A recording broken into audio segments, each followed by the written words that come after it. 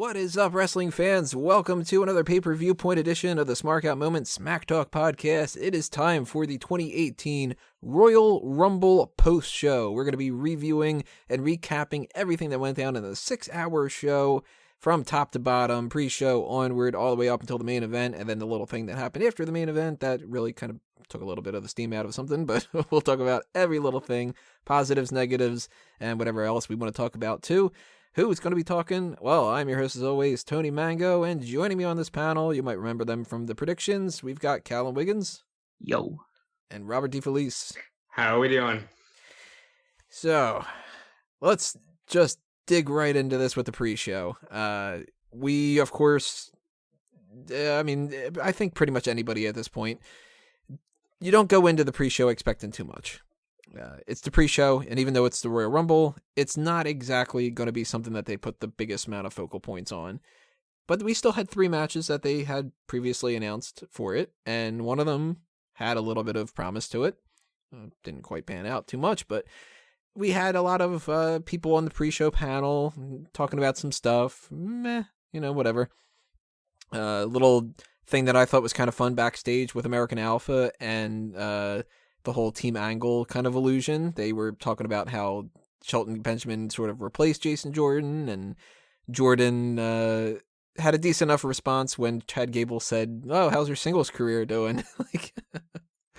I didn't really enjoy too much of that ahead of time. I mean, it was just pre-show stuff. I'm getting set up around that time. But we got into our first match, which was Kalisto, Lince Dorado, and Gran Metalik defeating Drew Gulak, TJP, and Gentleman Jack Gallagher in a match that absolutely nobody paid attention to and absolutely nothing matters as far as that goes. What did you guys think about this? I second that wholeheartedly. I second every word that you said wholeheartedly. I love the moment where they're doing this spot, Kalisto, Metalik, and Dorado, where they're all standing on the same turnbuckle, and they all do a moonsault onto each of their opponents. And I'm just thinking, wow, I'm sure the 12 people in attendance really enjoyed that spot.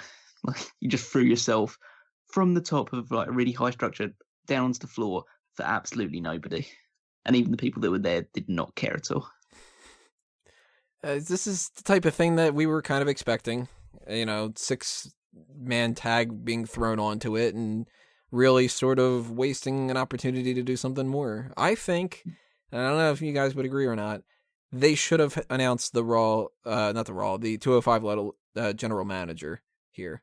I definitely, even though it was the pre-show, more eyes will be on it than when they announce it on 205 Live. Yep, because they're not going to announce it on Raw. They're going to announce it on 205 Live unless they change their minds. And not many people watch 205 Live, so if it's supposed to be somebody that can kind of bring some attention in, nobody's going to know. Are you sure? Are you sure about that after some of the things that we saw in that Royal Rumble? Well, if that happens, I called it for at least one of my predictions. But yeah, this didn't do anything, I think, for anybody, except it kind of continued the TJP losing streak thing, but who cares, kind of? And I know, I'll reference this here and there throughout our recap, but there were a bunch of people in the basement, a couple people that are not the biggest wrestling fans, 1 or 2 of them that have not seen almost any wrestling whatsoever, and that was a nice perspective to see what an outsider would think for, somebody who watches maybe 2 pay-per-views a year and doesn't really pay the biggest amount of attention to them, and kind of having their perspective. And when it came to this one, it was, oh wait, they got 3 masked guys? Wait, which one's who? That was the big thing. And eventually later on it was, that's the guy that does the PowerPoint thing, right? I like that guy. So, a little bit later on, actually, some other people that weren't there around that time were like, whatever happened to Gentleman Jack Gallagher? Because he just don't watch 205 Live. So, that's the sad state of 205 Live right now. Yeah. I would say the match was technically good. I thought it was actually a decent match, but it's hard to get invested in something that that everybody watching just would rather be looking at their phones, checking the Royal Rumble predictions and spoilers and stuff like that, rather than actually watching what's happening in front of them. Yeah, and I was admittedly busy kind of setting up some pay-per-view coverage stuff more than paying attention to this with the most fervent attention as possible. But I mean, you have a I job knew that to it do, wouldn't so care. it's fine. Yeah. Thankfully, though, I did get to listen to Kevin Owens and Sami Zayn on the social media lounge, which is not a That social was media lounge so anymore. good. It's weird. They don't have a social media lounge. Now it's just they sit in the locker room and look on their phones. But it was hilarious. Not That letting was- Peter Rosenberg ask a question and just being jerks. I loved it. Speaking French. I don't Well, know that if was you like guys the- understand French. Yeah, I didn't understand a word of it, but I was kind of hoping that it would have just been like some spoilers for later or something like that, just to be dicks. I love that. That was a nice little part. A little bit later on, we had like Alundra Blaze and JBL and some other pre-show stuff. But out of all like the non-match pre-show stuff, actually, you know what? I would say out of everything on the pre-show, that was my favorite thing. I have to agree. I mean, the matches were nothing to really write home about, and the JBL Alundra Blaze thing was very awkward. You know? I think it was pretty cool to see Ric Flair back. Oh, but he started to ramble on, you know, and you could I'm- tell. I kind of forgive him for that sort of stuff. It just like it gives a warm feeling in my heart when I see him just still around at this point. So any chance I get to see him, it just feels like a bit of a bonus. So you were happy with that KFC commercial then, huh? I mean, we'll get to that. So I like how Rick said, "I love Kane. I want him to be the mayor." King, when he came out and he was just wearing like a jumpsuit, tracksuit kind of thing, Dace was just like, "Uh-oh, does this mean that he's going to be in the Royal Rumble? Because he's usually wearing a shirt and he's not, whatever." And I was like, you know what? He might have a singlet underneath there. So for the whole night, up until the Royal Rumble was done, I was sitting there going, maybe King's going to pop up. Like, you know. I have to say, just like to get it out of the way on the pre-show talk, Jerry Lawler was awful tonight. Like he was rambling all over the place. He didn't know people's names. He kept saying, "Oh, the Rumble Royal" and stuff like that. He just felt like he was suffering from a case of like early onset dementia. I didn't actually catch that. I wasn't listening too much. He blatantly called Sheamus Cesaro. Yeah. It's fantastic. I think he's holding on for a little bit too long now. I think he needs to be very well. He's still being phased out, but clearly not enough at this point. He just signed another year contract, I think. Come on, guys. It's all about nostalgia. Did you not watch that Rumble? Nostalgia. It's alive. At least for one of them. The second match of the pre-show was the Revival against the Balor Club, or the Good Brothers, or just Carl Anderson and Luke Gallows, because they just refuse to refer to them by any kind of a tag team name. Thankfully, the Revival get the pin, so they kind of offset a little bit of what happened at Raw 25, but we can't go back in time and stop this from being a feud yet, which I think is a mistake, because by the time we get around to seeing the third match between these two teams, I don't think anybody's going to care to see anymore. And if we get something at WrestleMania, it's not going to matter, you know? So what else do we get at Mania? That's something to think about and kind of factor in a little bit when we talk about the Raw tag titles later on, but at least for this match itself, filler. Nothing interesting. When's the last time you saw a match end with a chop block? How many hours ago was this? Yeah. I mean, I love the Revival. They're one of my favorite tag teams, but I can just say this was a nothing match. And I don't know if it really offsets what happens to them on Raw 25, considering the fact that Raw 25 was the most watched Raw in about 4 years, and this was a pre-show of Royal Rumble that probably less than half of the people that ended up watching the whole show was watching. So you kind of think that they got their win on a much less viewed platform. So I don't think they've gone quite enough yet to revive the Revival. No, I mean, even if they would have gotten a win like this on the actual show itself, it still wouldn't give them a boost. Like, they need a push. They need an actual story. Same for the Balor Club. Yeah, it's just a bit weird because obviously what happens when we talk about the Raw Tag Team title match, kind of think, does this match have any stakes to it, this rivalry, or is it like just going on for the sake of going on? Yeah, we'll definitely be talking about this again. couple matches down the line. But the last match on the pre-show was the United States Championship Open Challenge match. Bobby Roode against, it could be anybody. It could be somebody from Raw. It could be somebody from NXT. It could be Bobby Lashley. It could be EC3. It's Mojo Rawley. Huh. Well, the air was sucked completely out of the entire arena. Yeah. To be perfectly honest, I'm not familiar enough with Mojo Rawley's theme, and I was like, I don't recognize this. Oh my god, it's going to be somebody new. And as soon as it said Mojo, I was just like, you gotta be fucking kidding me. Really? Like, I mean, they didn't even take the opportunity to have it be a non-SmackDown person. Yeah, it could have been anybody that was like non-SmackDown. You could have put Goldust or something like that into it, and he would have got a better reaction than Mojo Rawley. A 205 Live guy. It could have been Big Show. It could have been, even if it was somebody like on Monday Night Raw that didn't get a chance to be in the Royal Rumble. Or even somebody who hadn't already been involved in this whole tournament. If it would have been like Fandango or something like that, even that wouldn't have been as good. But I mean, if it was somebody that Bobby Roode didn't beat on the way to becoming United States champion, so he's already defeated Mojo Rawley, essentially for the United States Championship. Well, was this just their way of solidifying that Roode is going to continue the trend of the babyface U.S. champion open challenge thing?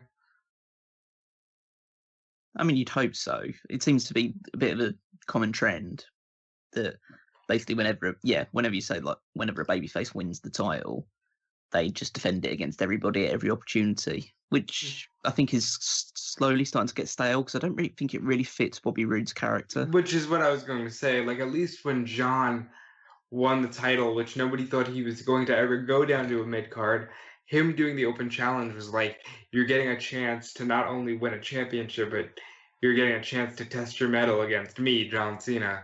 Bobby Roode isn't of that caliber as much as I love him, Bobby Roode I still think is like top notch. But you put him against somebody like a Mojo Rawley and I don't care, kind of. It's Bobby Roode against a lot of people are going to make me pay attention. Bobby Roode against Mojo Rawley means nothing. You might as well have had I was going to say Darren Young. I forgot that he's not even in the company anymore. I think he probably forgets as well. Maybe. It's just blah. It doesn't do anything for me. And I mean, like we just said a minute ago, the idea of a Mojo return to something that he already was a part of and already lost is so much worse. Yeah. I think this match suffered from too much speculation surrounding it.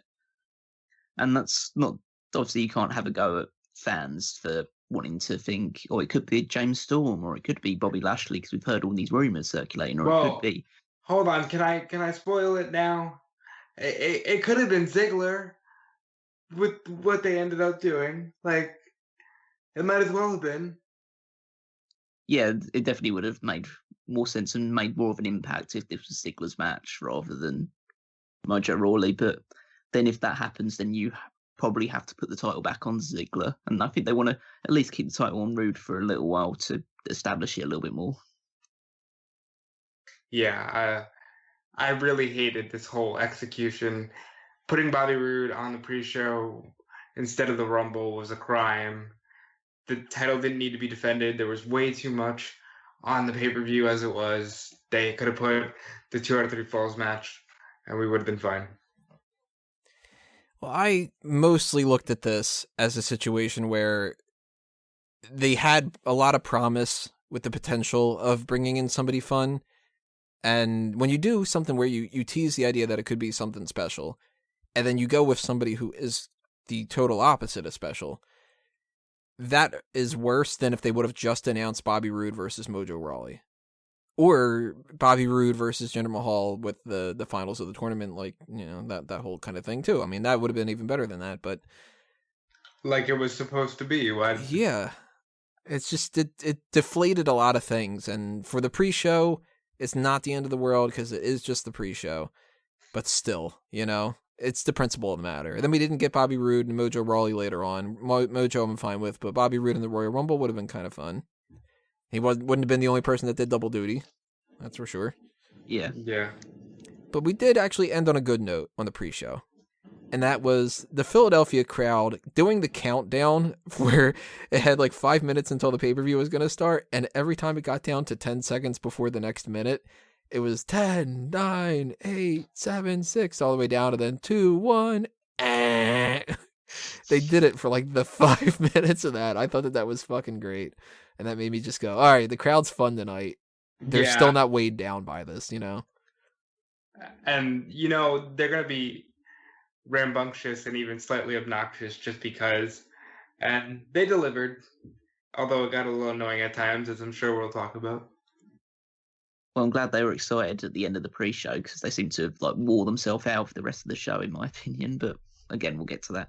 So, I mean, that kind of wraps up what we were thinking about the pre-show, which really doesn't have too much more to talk about. It's kind of just like about the one, about the other, and then about the other one. Nothing really all that great. It wasn't the worst pre-show ever, and there were still some little parts that were kind of fun here and there, mostly Sami Zayn and Kevin Owens, but it's the pre-show. Do we really need to give that much weight to it? Not really. The first match of the actual card is where we're going to bring in Steven Wago joining the panel. So wait, AJ's title match was legit on the pre-show? No, first match. No, I it just was said the on the first real match on card. the regular. Like, what the fuck? I came in late. I didn't catch the first chunk of the pre-show, so I didn't come in like till the Royal Rusev had already started making his entrance. Yeah, so you missed the first like half hour of the real show. Yeah, you missed the first two matches, I think. Okay. People were saying that the pre-show was still going. Maybe it felt just like felt it. like it, yeah. Now, the first match of the night was the WWE Championship Handicap match. It was AJ Styles successfully defending against Kevin Owens and Sami Zayn, which was in a match that was fine, but admittedly, I was disappointed. I wanted at least something interesting to happen here. Nothing did.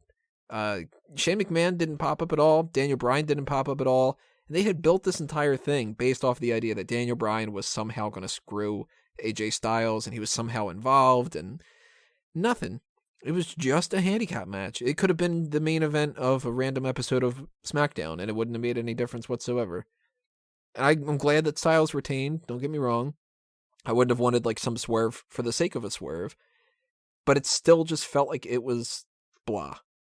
And after that, they have a whole thing with Sami Zayn and Kevin Owens complaining to Shane McMahon afterward, which is like, he's not the person to complain to. If you're going to get anybody to help you, it's going to be Daniel Bryan. And he just kind of goes like, that sucks. And that's the end of it. And I'm like, all right, well, is this feud over? If it is, that's pretty lackluster. If it's not over, then what the fuck are we accomplishing here? It really didn't feel like it was something that shouldn't have been on the pre-show to me. So I'm not surprised that people would have thought that. So you missed that, Wago, which in retrospect, you don't need to really go back and check it out. But Callum and Robert, what did you guys think? I thought it was a fine match. A little boring. I think it's because they had the whole tag in and out stipulation rather than it being 2-on-1. They seem to have a lot of reasons for the feud to continue and for complaints to be made, but they also seemed to just move on by the end of the night. So I don't really know what happens now with Sami and Kevin. I don't know if they just dropped the whole Daniel Bryan maybe being a heel thing because he did nothing. And it left me more confused than excited, unfortunately. What about you? I guess I would describe this match as strange. It's probably the word I would use to describe it. It wasn't bad. It wasn't a bad match. I think the tagging in was actually quite good because you'd have moments where Styles was hitting a big move on one person, they crawl over to the other side, tag someone in. Styles hits another big move, they have to get knocked down, then they crawl back over and get the tag in again. So I think they used that aspect of it quite well. Owens didn't look like he was carrying any of the injury that he seemed to be carrying from like a couple of weeks or so ago, so that was good. The kind of fuck finish, almost, I guess you can describe it as that, where Styles pins the non-legal man, does lead you to believe that there's going to be another title match involving these three people at Fastlane. but you can't be for certain what type of match it's going to be in. And I can't even say for certain whether these two aren't going to be involved in the title, in like the WWE Championship picture, even as far as WrestleMania. I mean, it seems quite nailed on, considering what happened in the actual Rumble match, that they would be out of the picture by that point. But this feud is clearly continuing. I might have not seen the match, but it seems kind of stupid to continue the Owens and AJ Styles feud at all, because that thing's been going for the US Championship like for a long time, and now it's kind of rolled into this one too. Yeah. I'm just sick of seeing AJ and Owens, and it's a shame because it's two wrestlers that are up there, well, amongst my favorites in the modern day. So, yeah, it's a real shame that I'm getting sick of them already. Well, I've never.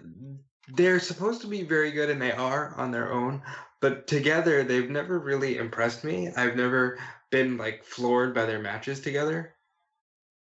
That's just me, or no, yeah, I'm pretty much on the same as you. They've never had a bad match. They've just had okay matches. They've had Very bad blunt. finishes of matches, though. Remember that? Yeah. What was it, Battleground or something, where they was just sort of Battleground. ended? Which I guess is kind of sort of follows the trend of bad finishes to matches or something, because this wasn't a bad match. It's not like it's like something where I'm going to be like, oh man, I got to add that into my worst matches of the year. It was just kind of why. Like, part of me thinks what should have happened here is that we should have just gotten AJ Styles versus Kevin Owens. And maybe next month at Fastlane, it should have been AJ Styles versus Sami Zayn. You probably would have got better matches, especially in the second. Mm-hmm. Yeah. Even though nobody would have gone into Fastlane thinking that Sami had a chance, it could have been something kind of interesting, something different, you know. Now, if they do another triple threat kind of a scenario, handicap match, whatever it might be, I don't really care to see it. And now that we also know that Shinsuke Nakamura, the spoiler for later, challenged AJ Styles for the title, why even have a title match at Fastlane? That kind of thing. I don't want to see it. I kind of, if they're gonna do it, I'd rather just be like AJ and Shinsuke versus Kevin and Sami. Yep. Yeah, that's what I was about to say. That's probably the best match that they can do, and maybe give it a stipulation so they can gimmick it up a little bit. I'm expecting that to happen now, and we'll talk a little bit more about that when we get to a little bit 2 matches down the line from that. But before we do talk about that, we have one more title match to talk about, which is the SmackDown Tag Team Championship 2 out of 3 Falls match between the Usos and Chad Gable and Shelton Benjamin, which I will give them credit for this. Whoa. Chad Gable and who? Oh, wait, did I not say it correctly? You did not say it correctly. Oh, no, scratch that. I missed this match too. How could you miss a match with Shelton Benjamin in it? Shelton Benjamin. That's the best thing that Shelton Benjamin's done, and he didn't even do it. I will give him credit for this, though. I did not expect this to be that the first 2 falls go to the Usos, and there is no third fall. I kind of like that. They do that more often. I like it, yeah, because it's like, it's sort of the same as like when people always finish a match with a finisher, and then suddenly out of nowhere, somebody wins with like a clothesline, and you're like, whoa, okay, shit, I didn't see that happening. Now I guess I should pay attention to more regular DDTs instead of just being like, oh, they're setting up for something. Yeah, it's kind of funny how the evolution fell like that. It was like, it started like any move could beat people. Well, any move plus a move off the top rope could beat people. If you hit them about 5 times with your finisher, you'll probably get them down. Well, now it's gotten to a point where people, I mean, literally, if you're somebody like myself, you will sit there at WrestleMania and go, he only hit 2 F5s. Nope, nope. He hit the pay dirt. He's gonna kick out. That kind of a thing. Like it's always gonna happen like that now. Yeah, I mean, you saw that a lot in this match because like Shelton Benjamin hits the pay dirt, and you think, oh, that's gonna be the first pinfall. Oh no, he kicked out of his finishing move. I started typing it. Yeah. I had the first fall goes to, and I had like, I was getting ready to type out like Shelton Benjamin and for the whole pay dirt thing, because it was like, he had pay dirt, okay, it's going to be that, and then I actually was like starting the next sentence to say that the second fall goes to the Usos. I'm like already starting to type that out, and it's just like 2, nope, shit, okay, well maybe he's going to roll them up, and the first one's going to go to the Usos, and we did get a roll up, which they really like roll ups right now. I don't understand that, but super kicks. Because, and, Tony, in their eyes, everybody's protected if they're rolled up. I guess so. Especially if they're in NXT. Because it's like total horseshit. I don't get it. Oh, they got rolled up. They got quickly pins. It wasn't. They don't look so bad. No, they just look like a jackass that doesn't have the power to kick up. Tony, it's all about equality now. Roll-ups aren't just for women's matches anymore. Yeah. Spreading That's it around true. equally. So we don't get the title change that some people were expecting. I wasn't necessarily expecting it. I figured they didn't do anything with that whole DUI, and they brushed that aside. It must not have been that big of a deal. Plus, it's Chad Gable and Shelton Benjamin, so they weren't really in the best position to hold those tag titles going into WrestleMania. And even though I don't know what they're going to do now with the Usos, I'd rather it stay on the Usos. How do you guys feel about that? Well, I think the DUI became nothing after, Enzo Amore. Yeah, in comparison, it's nothing. So, Oh, you had a little bit to drink? Oh, well, that guy... Well, here's a little list of things he's done. and, Chad and Shelton, they kind of look like they're getting ready to be the, undercard flop team, unfortunately. As I think the Usos move on to the Bludgeon Brothers and maybe even Sami and Kevin. AOP is a possibility, too. Yeah, That's when you try to merge possibility and potential is a possible. What's the verdict on Shelton right now? Because I was totally against him coming back because I thought he'd just be old and sucky. Ask me again in July when they're doing Money in the Bank. So if he does a run up a ladder and does a flip, he's okay in your book. Yeah. That's Okay. why Right, so they just brought him back. Oh, you can still cripple yourself? Okay, cool. You Robert likes you though. I was a big proponent of him coming in, and I haven't seen him do anything worth the while. So I'm disappointed.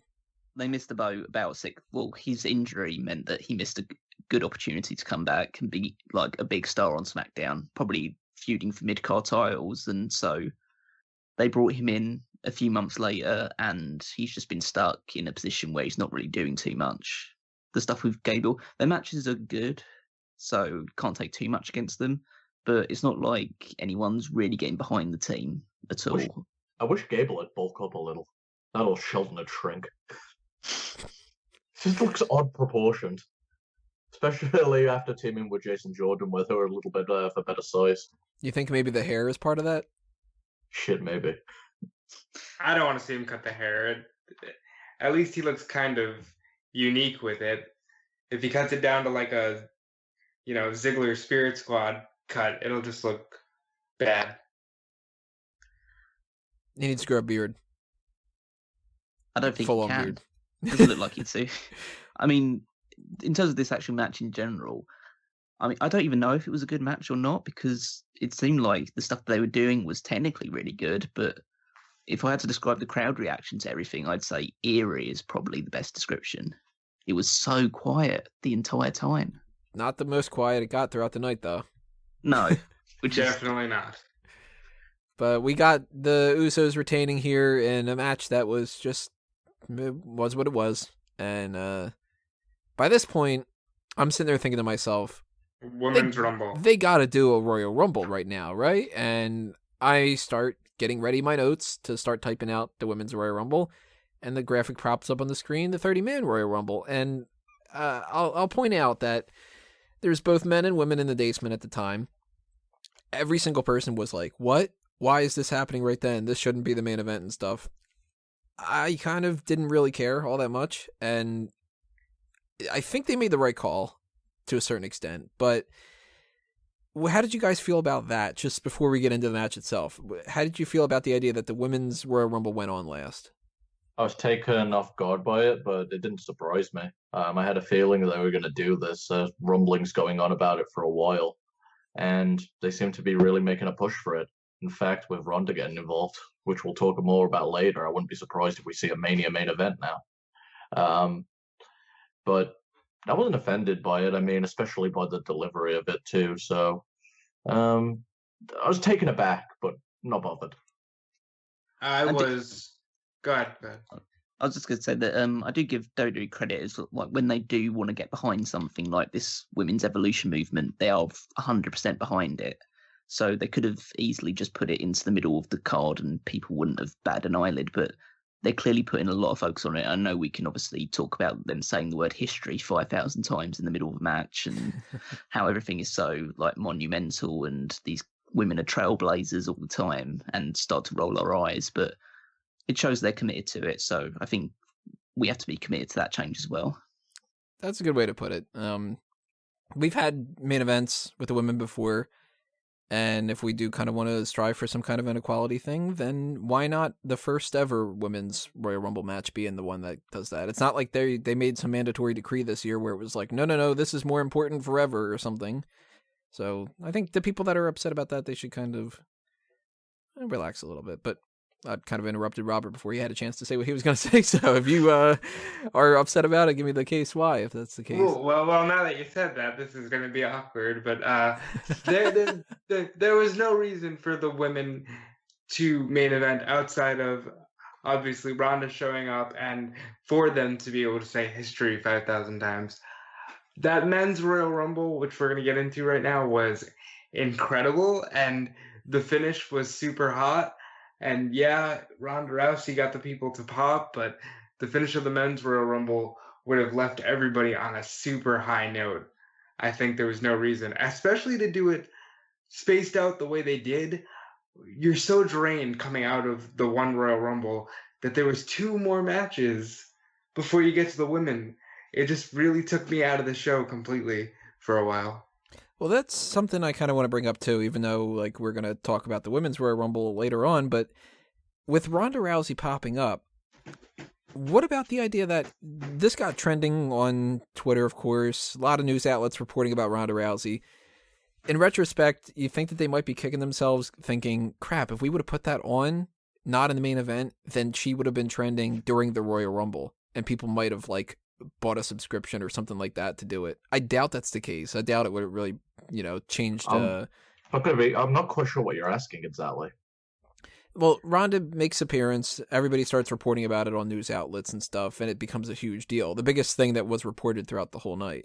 So if they would have done it earlier, then it would have been like, oh my God, this is currently happening right now. Maybe people would have been like, I need to check this out. Let me just, it's $9.95. All right, I'll buy it. That kind of a thing. I don't think it's necessarily the case, but it could have potentially ran through their brains. No, unless you're advertising it prior to the event as an attraction, I don't think it would have made any difference whatsoever. Yeah, you'd probably just wait for the clip to come out on YouTube or something if you're too desperate. If you're desperate, yeah, you just wait till it's a GIF. Yeah. When it's popping up on Giphy on Facebook, then it's a different story. Neither here nor there, though. That's just kind of a random point that popped in my brain, but. The 30-man Royal Rumble match is something that we are not going to obviously talk about every single little thing that happened in it because that would take forever. So if you want to see the list of all the entries and all the eliminations, go to the results coverage on smark.moment.com. But there's going to be lots of bouncing around back and forth at different things here, and I'm kind of just going to open it up to some random things here and there. But I kind of want to mention a couple things first off. We saw an immense support for Rusev as number one. That was the biggest pop of the night, I think. 2 friends of mine were there, and they both were saying it's not even in question. Rusev was one of the top 3 pops, if not the top pop. And that's including these, big names and stuff, but he was over as shit.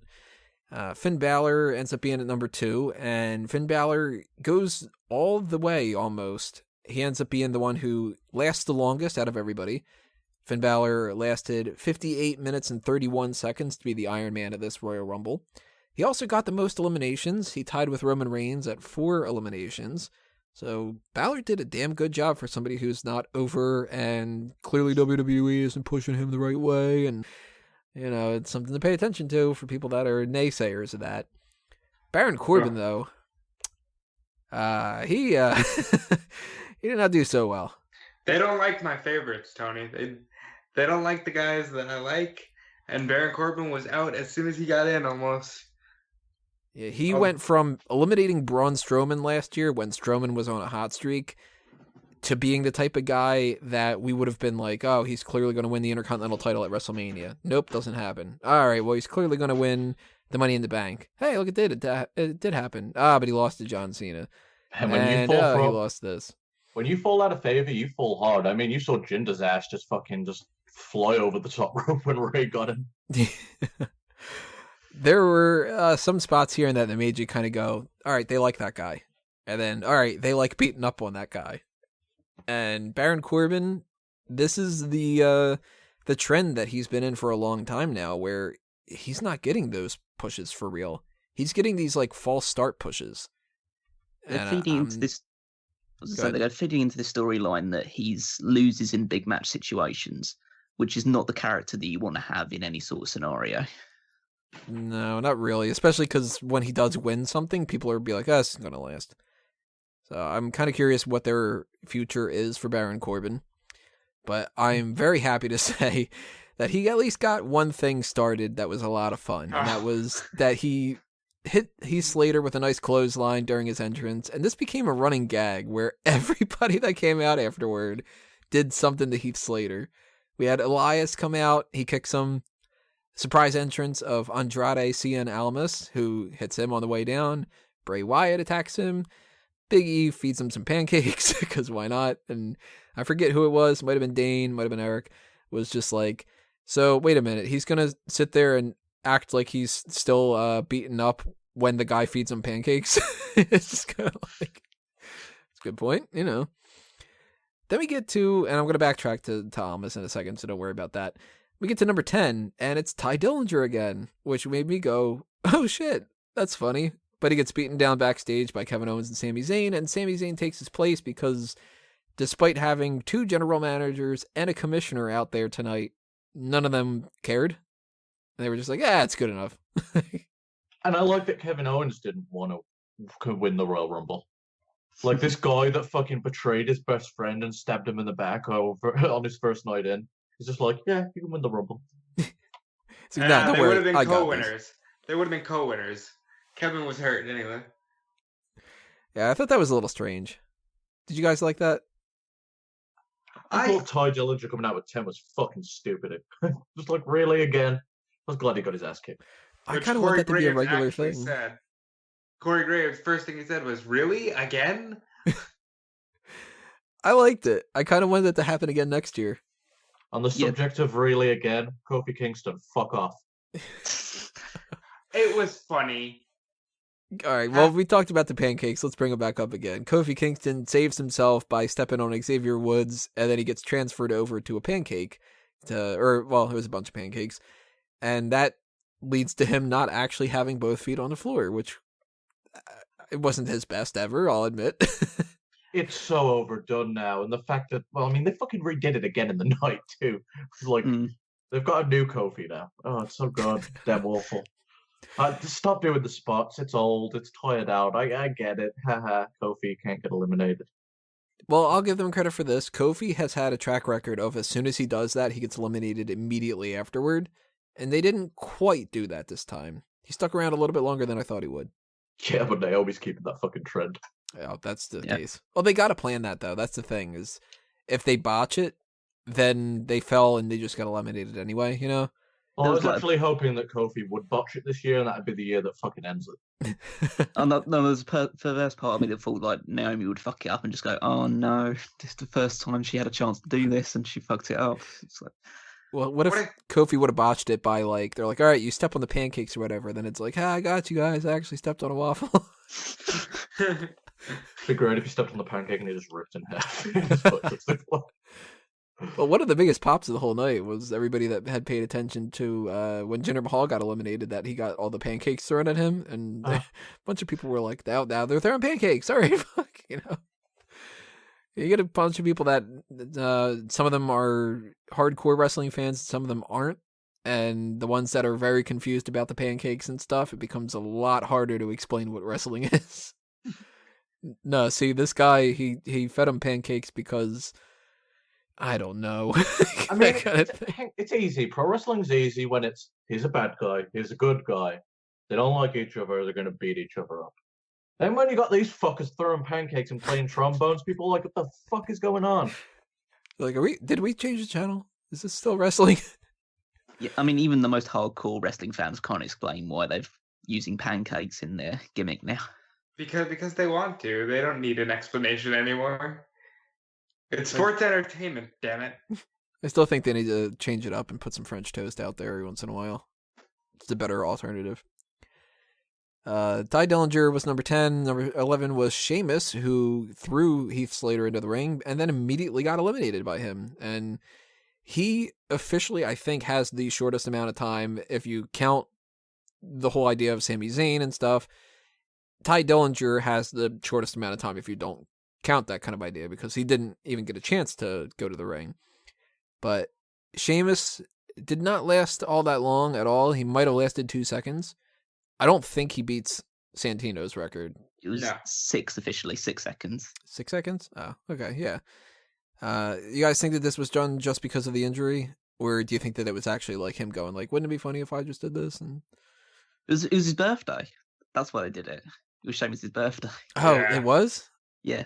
It was his 40th birthday, so they decided, this would be really funny. Like, on your birthday, you just get eliminated by Heath Slater in a couple of seconds. Oh, that must have been Vince or You Triple old H then fuck. backstage just being like, you know what would be great? We're going to get you something for your birthday. What is it? Oh, you're going to get a record. I'm going to eliminate the most amount of people? Nah, not that one. Blah, blah, blah. Xavier Woods, Apollo Crews. Entry number 14 is Shinsuke Nakamura. I had ahead of time been like, I bet you guys that Nakamura is going to come out at 13. 13 comes by and I'm like, I guess I was wrong. 14 comes out. I'm like, God damn it.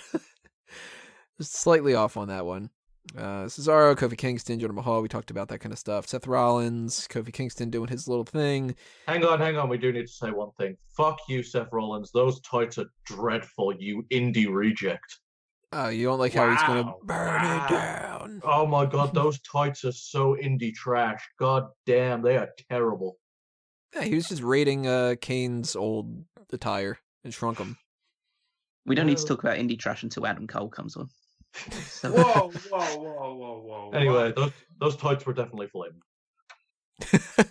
I actually thought that he was wearing a pair of Eddie Guerrero's old tights, which we saw Vicky later in the night, so maybe she did bring him a pair. Maybe. Let's see. Andrade Almas gets eliminated by Kofi Kingston. So let's talk about Andrade Cien Almas. I liked the idea that he was in this match because whether they want to justify it this way or not, him being the NXT champion, I'm okay with that being a way to explain why somebody's in the match. You are the head of that whole division, and you are the top of the game with that. And if this was like a legitimate sport, there's really no other explanation other than, yeah, you're going to pick the top guy to be in that. So I liked him being in there. I was not seeing that one coming, though, at all. Yeah, he didn't tear anyone's MCL this time, so yeah, he did a good job. Well, did you get a chance, Wago, to see TakeOver? Nope, didn't watch it. I heard he had one of the most amazing matches ever with Johnny I can't say his fucking name, Gargano. Yep. So I'm sure it was a spot fest that was overrated, but I will check it out. It actually was really, really good. It was very. I'm guessing high spot after high spot after high spot, no selling, but okay. you'd be entirely wrong with that stuff, so fuck you, buddy. You're always wrong. Let's see. We had Woken Matt Hardy coming up next. He eliminated the whole Wyatt That was thing. such bullshit. Like, Yeah. I got completely like burned out and all of that stuff. Like, it just goes to show that TNA was better than WWE. I didn't care. And you told me to go fuck myself. Yeah, I was gonna say, wow, that's a hard thing to say. Yeah, I'm drawing the hard advice line. They can't do Broken Matt Hardy, right? Or Woken Matt Hardy, or whatever the fuck he is. Yeah, I gotta Broken say Matt that gimmick Broken. has been a complete disappointment. I mean, at least it topped that 5-star classic they had on the Raw special. Yeah, that was disappointing in certain ways. John Cena comes out, he eliminates Elias pretty much right off the bat, which we all kind of saw coming, and that's a little disappointing too. But then we get a surprise. Hurricane Helms pops up. Ah. Yay! Fantastic. I can see why he retired. He looked like shit. He did, but this gives a little bit more credence to my article that I wrote up saying that he would be the potential 205 Live general manager. It's a possibility. That's actually kind of dope. I'd like that. By the way, I totally marked out when he came out. Oh, Oh, that was yeah. one of the best parts of the night. That was just like, and I'm not even a big fan of the Hurricane or Gregory Helms in general. He's just like, I like him. All my memories of the Hurricane that I like are of The Rock insulting the Hurricane. Most of our memories of the Hurricane are actually during the Rumble stuff, because he always had some sort of spot in the Rumble where he just would put his put a choke slam in or something like that and just get thrown over by one of the top guys. He always got eliminated by like top guys. Didn't you try and do that to Taker or Kane one year, the Hurricane choke slam, and then he got fucking demolished? Well, that was the reaction of the people that knew Hurricane for watching this pay-per-view. Everybody was like, do the choke slam, do the choke slam. I just wish one year that someone would actually take the bump. Yeah, why not? Somebody who's like willing to. Did. Something like a tall guy too, like something where it'd be really funny. Like a great colleague could have done it. Baron Corbin could have. Yeah, why not? Like, yeah, he's like, no one cares about Baron Corbin at this point. You could do it to him. I care about Baron Corbin. He said sadly. Yeah. With his head going down. Yeah, he does not last long at all. More than Sheamus though, so credit where it's due. Aiden English pops up at number 22, which I did not recognize his entrance music. Nobody did. I was just like, oh shit, who's this? Oh. Oh, on the subject of music that was broken, Cesaro's, it was just sirens, and then the music didn't play. Mm-hmm. That was weird. Oh no, it was meant to... Right Sensor came out. Yeah, that's it. I was thinking it would be Stevie Richards instead. Oh, now they have to replace so many things of Enzo Amore with Stevie Richards, so he was busy. Well, apparently they just replaced him with Christian. Yeah, Christian is the new Stevie Richards, so go figure. Did not see that one coming. And they're going to put a blue dot over that. It actually says, instead of Christian at the bottom corner of that little thing, it just says blue dot. Little white text. So Aiden English comes out, and then surprise, surprise, Adam Cole comes out. Did not see that one coming either. I popped. I figured No Way Jose would have been a potential. I really honestly thought that was going to be like a joke one to show up. Now, you said that NXT champion being in there makes sense. So what does the guy losing the hardcore match make sense about? Nah, it doesn't. Know who he is. So people could say Adam Cole, baby. Yeah, exactly. Did people? I didn't even hear people say it. Oh, yeah, they went nuts. Yeah, they said they were in sync with him when that went off. That was loud. Aleister Black would have been a cool entrance in the Rumble. Yeah. I was thinking Velveteen Dream or Cassius, and neither one showed up. Velveteen Dream would have been so good. With Adam Cole, this is a side note, but what the fuck are the lyrics to that song? I know Boom. Is there lyrics? I only hear Shock the System. Yeah, it's like, they say some different things, and it's like, oh, they say what up, I think, at one point, and it's all kind of distorted and stuff, so it's like, and whatever, and it's just like, what? It's happening? Are you taking a shit? Like, well, no, they're shocking your system, you know? That's what it's supposed to be? I don't, because they say what up and they say boom. I figured the rest of it were lyrics, and it just, I don't know. If anybody knows, drop a comment below. Tell me what the hell they're saying. Anyone notice how small Adam Cole is on the main roster? Jesus. Yeah. Yeah. He was small in NXT, but man, you put him next to like a John Cena, Randy Orton type. Yeah, man. Like, I thought, when AJ showed up for the first time, I was taken aback by how small he was compared to Roman and stuff, and he's bulked up since, but Adam Cole, god damn, he's going to have to buff up. Yeah. Is he in the 205 Live range? He's gonna be. I hope. I really don't want Adam Cole relegated to 205 Live. He'll just have to bulk up. He can do it. That division will be dead by the time he comes up. He's 210. Get used to this catchphrase. 205, baby! No. Well, he's 210, so he has to lose 5 pounds first. Yes. 210, baby! Take his boots off. He just cut his hair. Ooh. Just compare him next to Billy Baldwin the next time you want to compare him to somebody, though. I think they look so much alike. Randy Orton comes out after that. He eliminates Andrade Cien Almas. Wait, do I have that typed out? You said Kofi. Yeah, you had said Kofi. Oh, it was Kofi Kingston was eliminated by Andrade Cien Almas. That's why I got all confused about that. Now Almas goes. So Almas ends up actually lasting quite a while. It's pretty good for him. Randy Orton. It was a nice RKO spot as well. He hits that RKO. That was nice. Somebody needs to eliminate Orton's hair. What the hell is going on with him? People are not liking his hair. The person I was talking to was like, cut it. Cut it now. Yeah. People are saying he's just grown it back, but that doesn't look right. That looks like he's had some type of treatment done. A lot of people don't seem to like this hair. I think it's fine. It doesn't look normal. It's totally weird. It looks like he's had some plugs in it or some shit. It's just not natural. That's what's bothering me about it. You don't think it just happens to be a case where we got so used to him being bald that he looks strange? Nah, I don't think so. His hair's fucked up. Maybe he does have like some kind of Yeah, I think just he's for got men type I treatment. think he's got fucked headalitis, definitely. I will say he looks more dad rock than ever before. Like, he's just jamming to Nickelback in the car. Still, though, we never call so much attention to the Undertaker, and I think if you're gonna call weird hair scenarios Undertaker when he dyes his hair, and it looks like that oil slick kind of sheen to it, that's even stranger. I think Orton's hair's fine. It's not like it really matters. This Rumble the Rumble later draw attention to the Undertaker. Yeah. A lot of it. I was waiting for Taker during the Rumble. I really was. I wasn't expecting it. You'd be waiting for him to stumble down to the ring. Well, I was starting to get a little bit confused at this point, though, because at this point we're at number 25, and I was thinking to myself, all right, Miz hasn't come out yet. We haven't seen Roman Reigns. We haven't seen potentially Daniel Bryan, if that would have been the case. We haven't seen Bobby Roode. We haven't seen Mojo Rawley, because they did announce Mojo Rawley ahead of time, and I just figured he might just do double duty, that kind of thing. Especially since we had seen Cesaro, Sheamus, and Rollins at that point. I also thought Jason Jordan might be popping up, and I was like, we're running out of fucking entries. This can't be the case.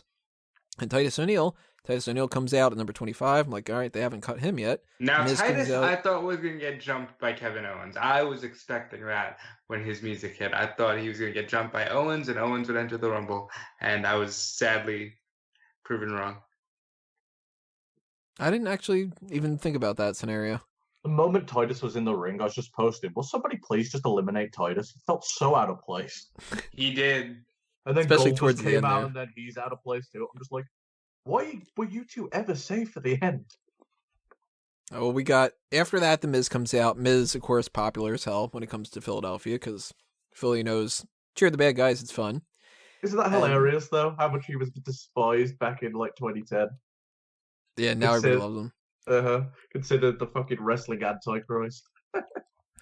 Then 27, Rey Mysterio, which I totally didn't see coming whatsoever. Not in the slightest bit. I mean, I would have called EC3, I would have called Bobby Lashley, I would have called Big Show or Big Cass returning, or, almost anything. I thought Mysterio was pretty good for popping up at Impact more than anything. And first off, that's you put that aside. Even bigger, he looked damn good. He looked Has phenomenal. not looked that good in years. He wasn't wearing a shirt. He didn't look like he was just showing up for the paycheck. He didn't get booed. No, they learned their lesson to not have him come out at number 30. That's one thing. And he didn't have the shirt on. He looked like he dropped, I don't know how many pounds, and reverted it into muscle. He was quick. He was snapping his moves more.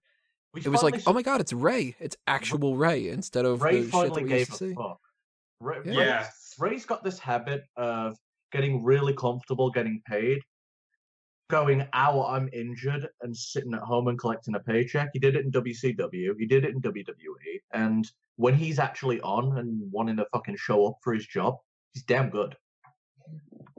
He's a legend, and I have talked a lot of crap about him over the years, saying that he just sucked and he was overrated. And I still think that that's the case for that time frame. I still think that Rey Mysterio sucked for years. Because it was his own fault. He damn right he sucked for years. Yep, but he looked Phoning good it as in. hell tonight. And if we get this Rey Mysterio going forward, give him a short-term contract. Give him that part-time type of deal. Pop him up on, if he's able to, I mean, God, if he's able to join 205 Live, people are going to pay attention to it, That might be why he slimmed down. I agree. Yeah, Maybe, bring him back, like- and the moment he puts a t-shirt on, fucking fire him. That's pretty much it. And you know what? I'm going to say it now. Who else you should move down to 205? Finn Balor. Ray and Finn for the Cruiserweight title would definitely get people watching 205 Live. Well, Ray right now, at least according to Wikipedia, is billed at 175. I don't know what he weighed when he was wearing that T-shirt. I'm assuming it was over 205. Of course, I say that knowing full well that I would not be able to do any of this kind of shit. So everybody that's like, "Oh, you're not as fucking muscular as Rey Mysterio," no, I'm not, and he would kick my ass. Then, of course, though, we go from, wow, Rey Mysterio, oh shit, this is kind of fun. He eliminates Adam Cole, we're all having fun. Number 28 comes out and it's Roman Reigns, and everybody just goes, shit. We knew it was happening, though. He eliminates 3 people right off the bat. Titus O'Neil, The Miz, which sucks for The Miz. He barely gets any time. He only lasted 2 people. That's it. Then Seth Rollins. And I kind of didn't care as much as I should have. Did you? Oh, I was No. really happy when those tights got thrown out the ring. I was so fucking happy. Rollins has lost so much credibility as like singles compared to he's just a tag team guy now. I think it's the tights. It's Would mainly you the like him tights. to take those tights and burn them down? Can Rollins go down to 205 Live? No. Then we went to, we've got 2 more spots left. Is it going to be Daniel Bryan? Is it going to be Undertaker? Is it going to be Goldust? Fucking Goldust. You know who I would have marked out for again right here? Diesel.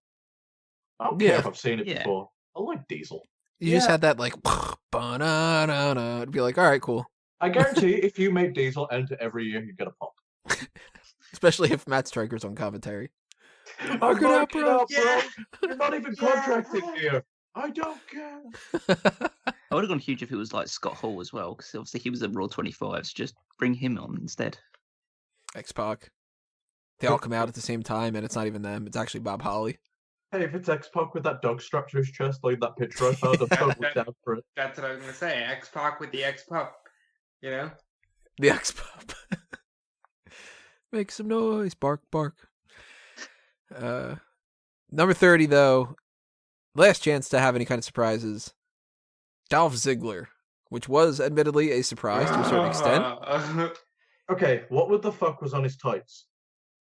I don't know, but he did not have the worst ring gear of the night. We'll talk about Tamina later. I don't know, I was looking at the match between like closed, like on my hands over my eyes, just thinking, oh no, this isn't actually happening. Is it? God, I screamed so loud. I got so excited, and within like 2 minutes he was gone, and I just felt like shit. I didn't give a fuck when he came out. This I was was just like so disappointed. Why do you even exist in this match? Please just go away.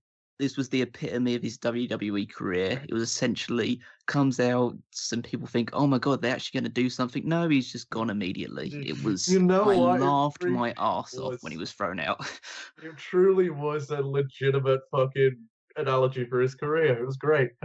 hard to argue there, and I love Ziggler, but yeah. You're was the screwed. only one fucking left, dude. I know, but tonight actually made me kind of want to throw in the towel because I got so excited, and it was just, no, he's gone. You got your hopes up for nothing. Well, I'll put it this way. I will defend Ziggler in a lot of different ways. I totally will not defend the idea that he has been stagnant for a long time. And when he took this whole United States title and he threw it away and he was leaving, I really kind of thought to myself, good, he needs the time off. He needs to be able to get himself situated in something else. He needs people to miss him, and he needs WWE to want him back, and maybe that'll work out. He pops up at number 30, and I honestly, instead of being super duper happy about it, I was sitting there thinking to myself, crap, you're throwing it away. He needed to stay away so much longer. He needs to go to NXT or go away to a promotion where we can forget about him for a long time. He needs to go to New Japan. Yeah. New Japan might be good for him. He needs the indies. He needs that Drew McIntyre run on the indies where he leaves the system so people magically get behind him again and care about him. He comes again. back, he wrestles some guy named Cien Almas and tears his MCL because he gets hung up weirdly on the rope. I can picture it now. Prick. So pissed off about that. I feel like he's missed his boat, really, for that. He should have done that like 2-3 years ago.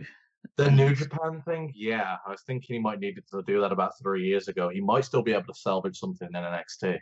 See, I think Jericho popping up and doing what he did, I think that gave this another boost.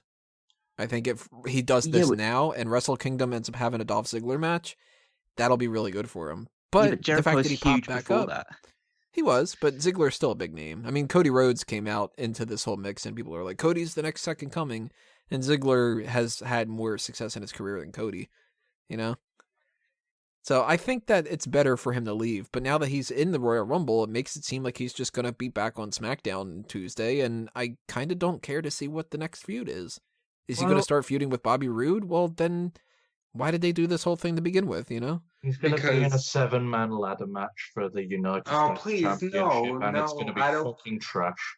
I don't want it again. I don't want the clusterfuck ladder match at WrestleMania again. Give that to the women. Be historic there.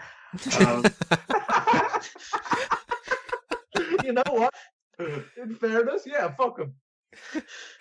Well, that would have happened if we wouldn't have gotten the stuff at the end of the night, because it would have been like Ruby Riott versus Charlotte versus Becky versus Naomi versus Carmella versus Natalia. Punish him. So the Final Four of this men's Royal Rumble lasted a hell of a long time. This might have been the longest Final Four that we've ever had. Before you go to the Final Four, the Final Six had this like really cool stare down where that's true. John and Ray and Randy kind of grouped together, and the three newer guys of Roman, Finn, and Shinsuke, and they all just stared down before just starting to brawl all over the ring. I really like that spot. But what's funny about that, though, was out of all the pairings that they did, they were like, hey, Ray, you go fight Roman. The smallest guy and the biggest guy.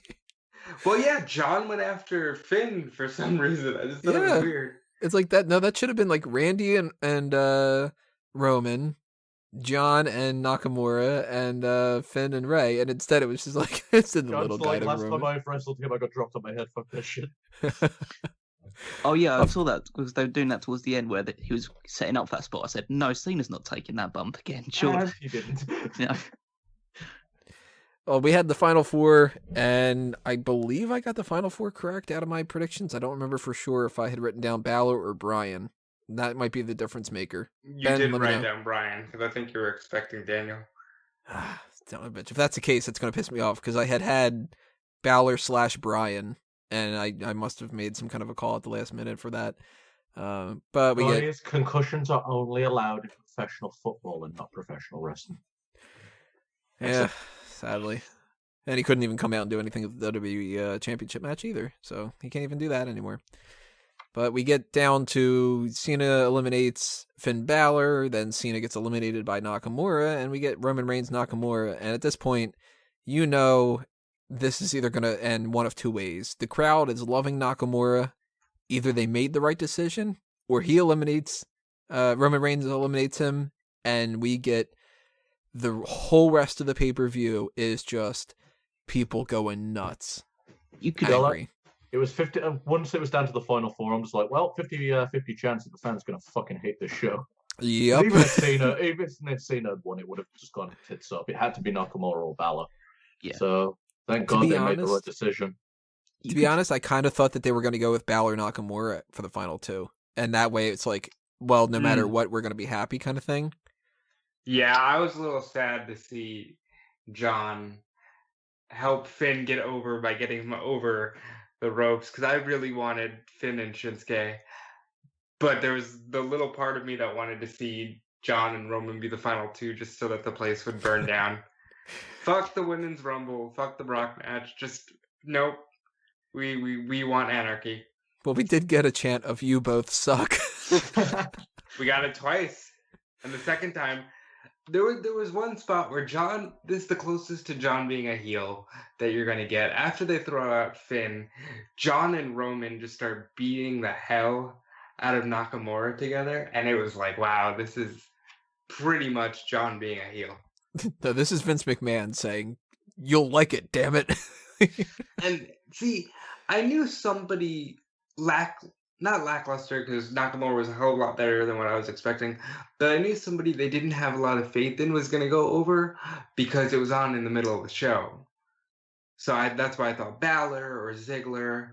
And when we got to Nakamura Roman, I just kind of thought, well, Brock is here. Roman and Brock can just go the obvious route.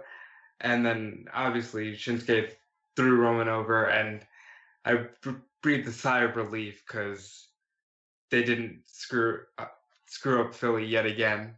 I looked at John and I just went, all I want for my birthday is a Rumble that isn't fucking hated this year. And I got it, so I was happy in that final moment. But now I wonder if Nakamura's got enough momentum. Sure, the Rumble's a great match win, but losing to Jinder all those times, Jesus, it was a huge setback. He doesn't have enough momentum, but Styles does.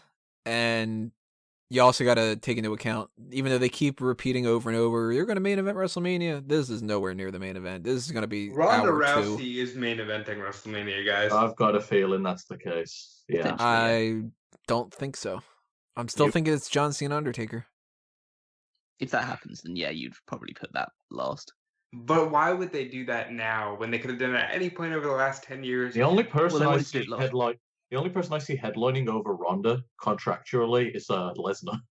Lesnar Reigns is the other thing, too. Well, Lesnar didn't headline over her tonight, so... Yeah, but who cares? Say It's a about Royal Rumble. Yeah, but it's wrestling Kane. Well, we got at the end of this, Nakamura told Renee Young who he was going to challenge. Wago, you want to tell us who he's challenging?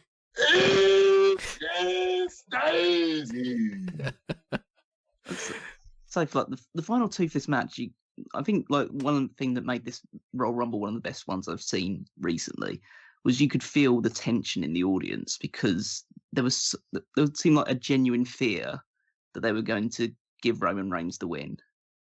That's done right compared to some other years where it's been like, oh shit, Del Rio's gonna win. Oh wait, we got Santino left. Come on, Santino. Yeah. We just don't want fucking Del Rio. We're in 2015 where it was, oh my god, Rusev is still left. We just don't want Roman Reigns. This was more so, come on, just give it to Nakamura, please. Yeah. And they let it linger too. Like, you really didn't know. It's like every time that Roman hit like a spear or a big move, the crowd just died because they're just like, oh my god, it's actually going to happen. Rather than either booing or cheering, they were just like almost stunned into silence. What if Roman would have just gone off script and actually eliminated him and been like, fuck you. I'm in the main event, goddammit. It's my Royal Rumble now. and then picks up the mic and like shouts out this drug dealer. Following that, we had another Royal Rumble of sorts, the Colonel Rumble. Ric Flair is the new Colonel Sanders. That's where you got to see your Breezango and a couple other people tonight. And Rusev almost winning the Rumble. Rusev looked like he was having so much fun in that Colonel Royal Rumble. That was awesome. That was strange. But hey, it's Ric Flair. It's Fried Chicken Day. Still care more about it than the tag title match. Just think that's going to be Ric Flair's last ever match.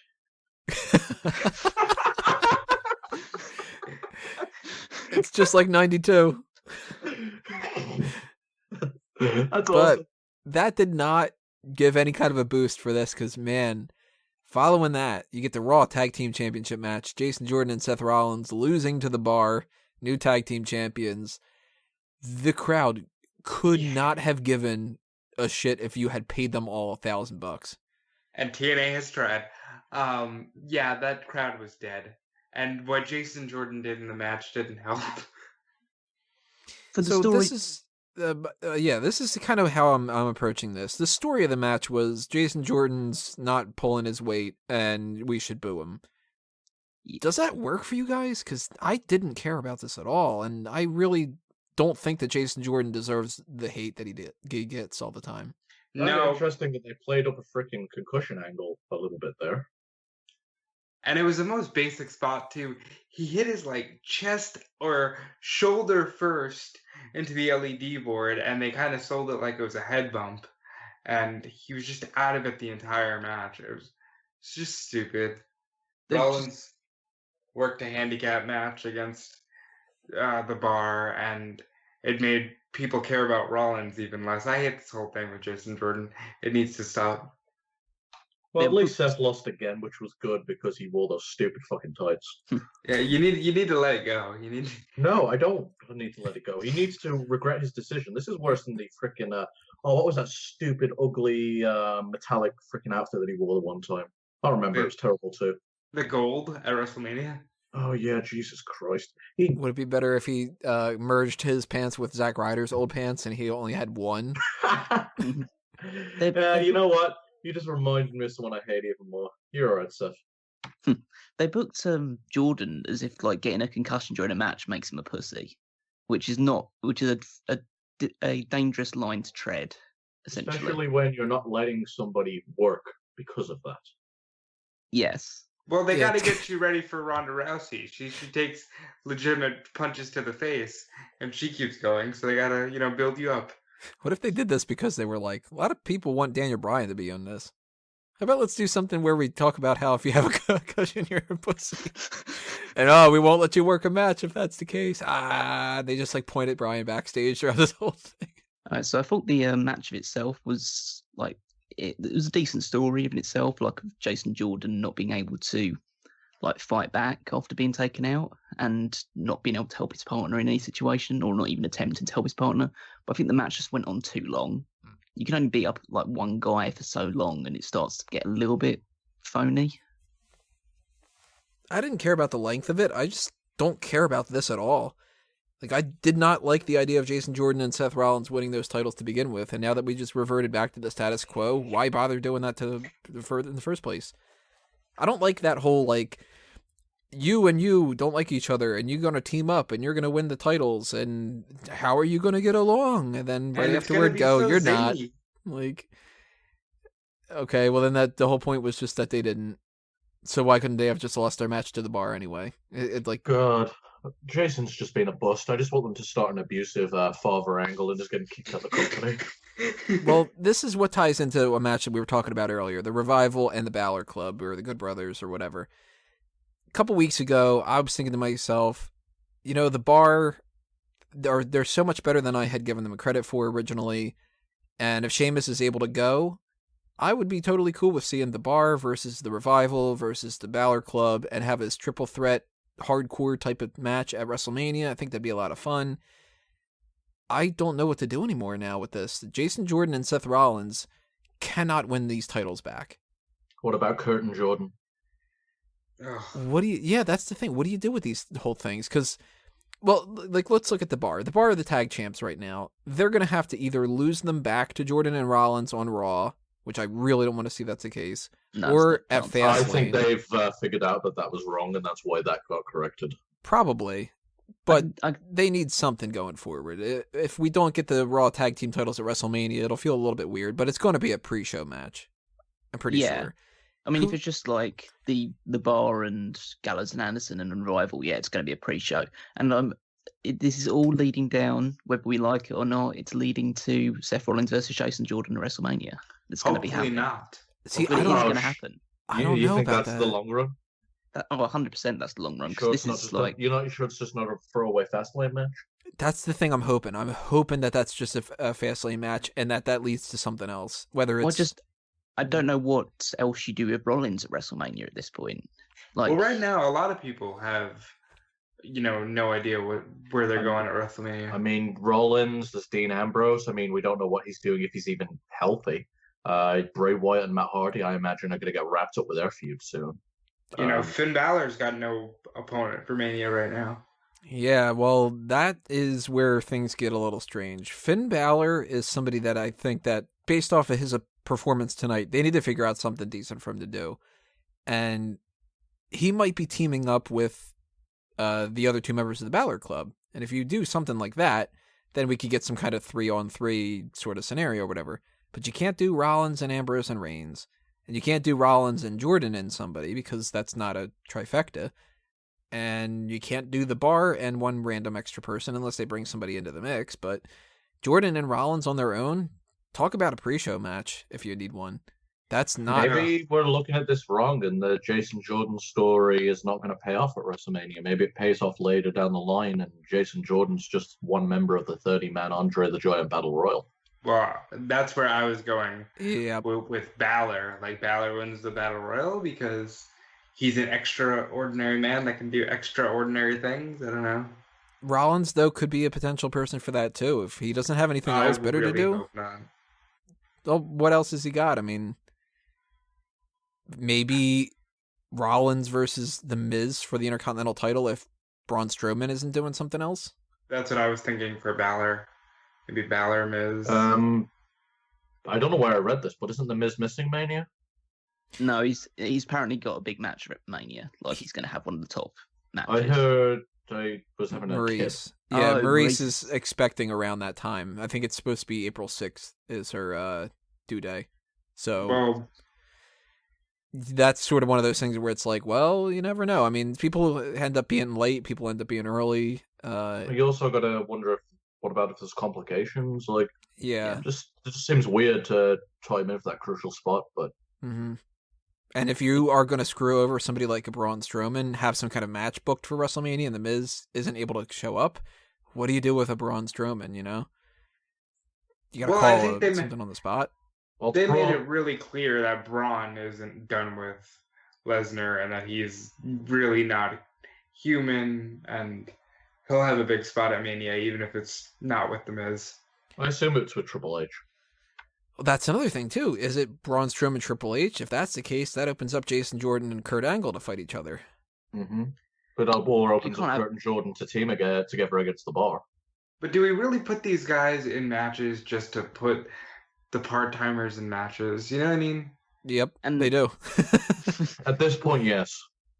And at this point, when you talk about all these matches, you're talking about a 15-match card at this rate, and there's no way they're going to put that many matches even for WrestleMania. Dude, it's a 7-hour show. What the fuck? how big that fucking show is, dude. It's a fucking all-day extravaganza now. They did could- 14, I think, last year was the amount. Yeah. Honestly, they don't fit as many matches as they could fit on that card. Have you seen what New Japan does?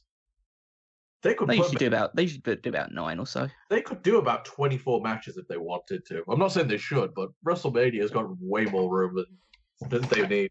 And I would say with the New Japan stuff, at least New Japan do it well. If WWE didn't want to focus so goddamn much on video packages and recaps, they could cut almost 2 hours of a pay-per-view. You know what? I wouldn't mind WrestleMania being so long as much and all these events being long. They fucking just started the event once the arenas were full. Or, yeah, just let people in ahead of time. Just go, okay, the pre-show starts at 5. We are going to start letting people in at 4:45. Is that hard? You know? And if you go, well, there's some kind of law, you know, we can't let people in until it reaches 5 o'clock on the dot. Okay, let them in. But let them in from, like, the sides that you can. Instead of, like, we're going to let, like, this portion in and whatever, and then at 5:06, we're going to do, like, the first match or something, you know? Don't make that mistake again. Or just don't have a 20 fucking billion hour show. You could do that, too. You could always do that. And the only thing I would say that New Japan does better than Mania is they get way too wrapped up in celebrities when it comes to WrestleMania, and it's going to be like, oh, Kid Rock's going to have a 2-hour performance, and He'll you play know- Kurt Angle and Jason Jordan to the ring. hey, Maria Menounos is talking to the Make-A-Wish kids. Here we go, WrestleMania. In fairness to her, she got booed tonight, and that was bullshit because she's a legit fan. What were they Well, booing her for? Just They because were she's booing her? her for existing. Like, Yeah, it was just like, and you heard her going, I know. No, she actually does legit get it and know. yeah, Yeah. she literally said, I Yeah. get it. I know. That- I'm so She can literally recite Dusty Rhodes' hard time speech. I Yeah, guarantee she's a not Hall of one Famer. fucker. I guarantee not one fucker in that audience can do so. She's a future Hall of Famer. It this sounds year, crazy to probably. say. She is a future Hall of Famer. She will go into the Hall of Fame at some point. Yeah, I think it's kind of bullshit how the fans treated her. Maybe they're just uneducated to what. But she's not one of these prick celebrities that they just pull out every now and again. Yeah, but they shit on her when she inducted Backlund. They just shit on her for existing. Wrestling fans aren't the greatest at all times. They, If they want to shit on Machine Gun Kelly, and I like Machine Gun Kelly, that's fine. I get it. Like when they don't like people that are outside their bubble, but there's a few of them that they're too far with it. But neither here or there. none of them appreciate her from her Channel 1 days. Just disc. I remember looking at that in middle school and stuff and just being like, she's pretty hot. And then a bunch of years later, it was like, oh, that Maria Menounos chick's pretty hot. From Channel 1. Wait, oh my God, that's like, what? Yeah, so the whole idea with the Raw Tag Team title match snooze. Really was a downer in a lot of ways. And I was at this point going, oh shit. They need to have this next match for that Universal Championship. This needs to do something fun, because if they don't get that, and they have a boring, upset crowd going into the Women's Royal Rumble, that is not going to be good. Thankfully, though, the triple threat match did have some good spots enough to it. Some botches, though, along the way. Brock Lesnar successfully retains his title by pinning Kane, which everybody saw coming from a mile away. One thing I didn't see coming from a mile away, Kane just very casually pushing Braun Strowman through a table. Yeah. That was the worst botch of the entire night. That was so unenthusiastic and just the lamest thing I had seen in a The long time. commentators couldn't even cover that shit. They tried, but that was bad. Just said like Braun put his own head through the table. Just Yeah, like he was trying to explain it, Corey, and he's just like, fuck it, I think we just read through it. I'm curious what they would have ended up actually having in that spot, because they didn't really do anything after that. It was just sort of, fuck. It would have been that. It just should have been with more, force. Like, I want to put you through this table. What was that? I like this match. It was weird. This is one of the rare occasions where I've come out of a match and said, I don't know whether I like that or not. I ended up giving it a highlight in my Bleacher Report thing, because I had written a low point right before that, and I kind of thought that I needed to write a highlight. And I didn't like it, but I didn't hate it. It was... This is the way that I explained a little bit of it. I went into this match not expecting anything other than it'd be kind of fun to see these guys fight each other a little bit, and we know that Brock Lesnar's winning. And once I got that out of my system, and I wasn't expecting anything to happen with Braun Strowman, it was virtually, as long as they keep Braun Strowman looking strong, I'll be okay with this. And they did. You see, I'm actually on a different boat with that. They need to pull the trigger with Braun very soon. Yeah, he should have won this match. They are overbooked. I don't necessarily agree should have won this match, but generally speaking, they need to pull the trigger soon. Or they may have needed 2 months ago. They're overbooking him every single match because they have to. Because as much as we like Braun, he does have flaws. He has flaws in the ring. He has flaws in his character. And you have to book a guy like that very smart, or you expose them. Well, the issue is every fucking match with Braun Strowman now is some type of hardcore mess. It's not matches; they're just spots. They're just not doing anything for me. It's a valid point. It's come in a lot of the Brock Lesnar special almost as well, because obviously he's now famed for having these matches which are like 10 minutes, just hit your finisher, hit one big move, hit a German suplex, and then we'll head to the finish. I'm not saying it's bad. It definitely has exciting moments with it, but you can only do that so many times, and that seems to have been every match he's had since winning the Universal Championship. Yeah, they've been short. They've been, let me try to do a whole lot of stuff in a short amount of time and then hit my F5 and that's it. And sometimes that can be kind of fun, but after a while it is getting kind of tiresome, and it's even more tiresome in my point of view when you go, okay, he's sitting there posing and he might as well just yell out to the fans, I'm holding this for Roman. Like, I think we've all pretty much could say we've seen a Brock Lesnar and or a Braun Strowman match similar to this before. Yeah. Well, regarding Braun, they're keeping him ready for as soon as Lesnar goes away and Braun gets the title at some B show, because, now we have to have a Universal title match every month after not having a full-time champion. So I'm sure he's going to be a 4-time champion by the end of this year. And I'm sure he'll trade that belt with Roman, all those 4 times. But the match I thought was fun. They made me laugh every time they came in with a chair shot, because the camera would not pan over to them. They would just like wildly come in with a chair and, start swinging. I thought that was funny.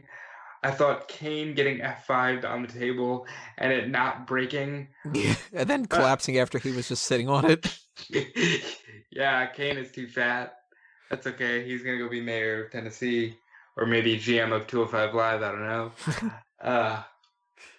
Yeah, I had fun with it, especially after that goddamn Raw tag title match. So, we talked a little bit a minute ago about what do you do with Braun Strowman at WrestleMania? What do you do with Brock Lesnar, whatever. Can we all assume Kane's not wrestling at WrestleMania? Andre the Giant Battle, Yeah. Memorial Battle Royal. Yeah. That at best. But it's fine for him to lose this match if that's the case, you know. Yeah. With Braun, I mean, I can't really see too many options. I mean, you've got Triple H, the potential of that, but you don't know whether they're actually going to go in on that or not. Depends on what Triple H wants to do at WrestleMania, if they want to carry on that story. Like, you go with where the rumors have been lying, which is that he's going to be fighting The Miz for the Intercontinental Championship. Or you put him in the Andre the Giant Battle Royal and he has to win it. Yeah, and that's like so underwhelming if that's the case too.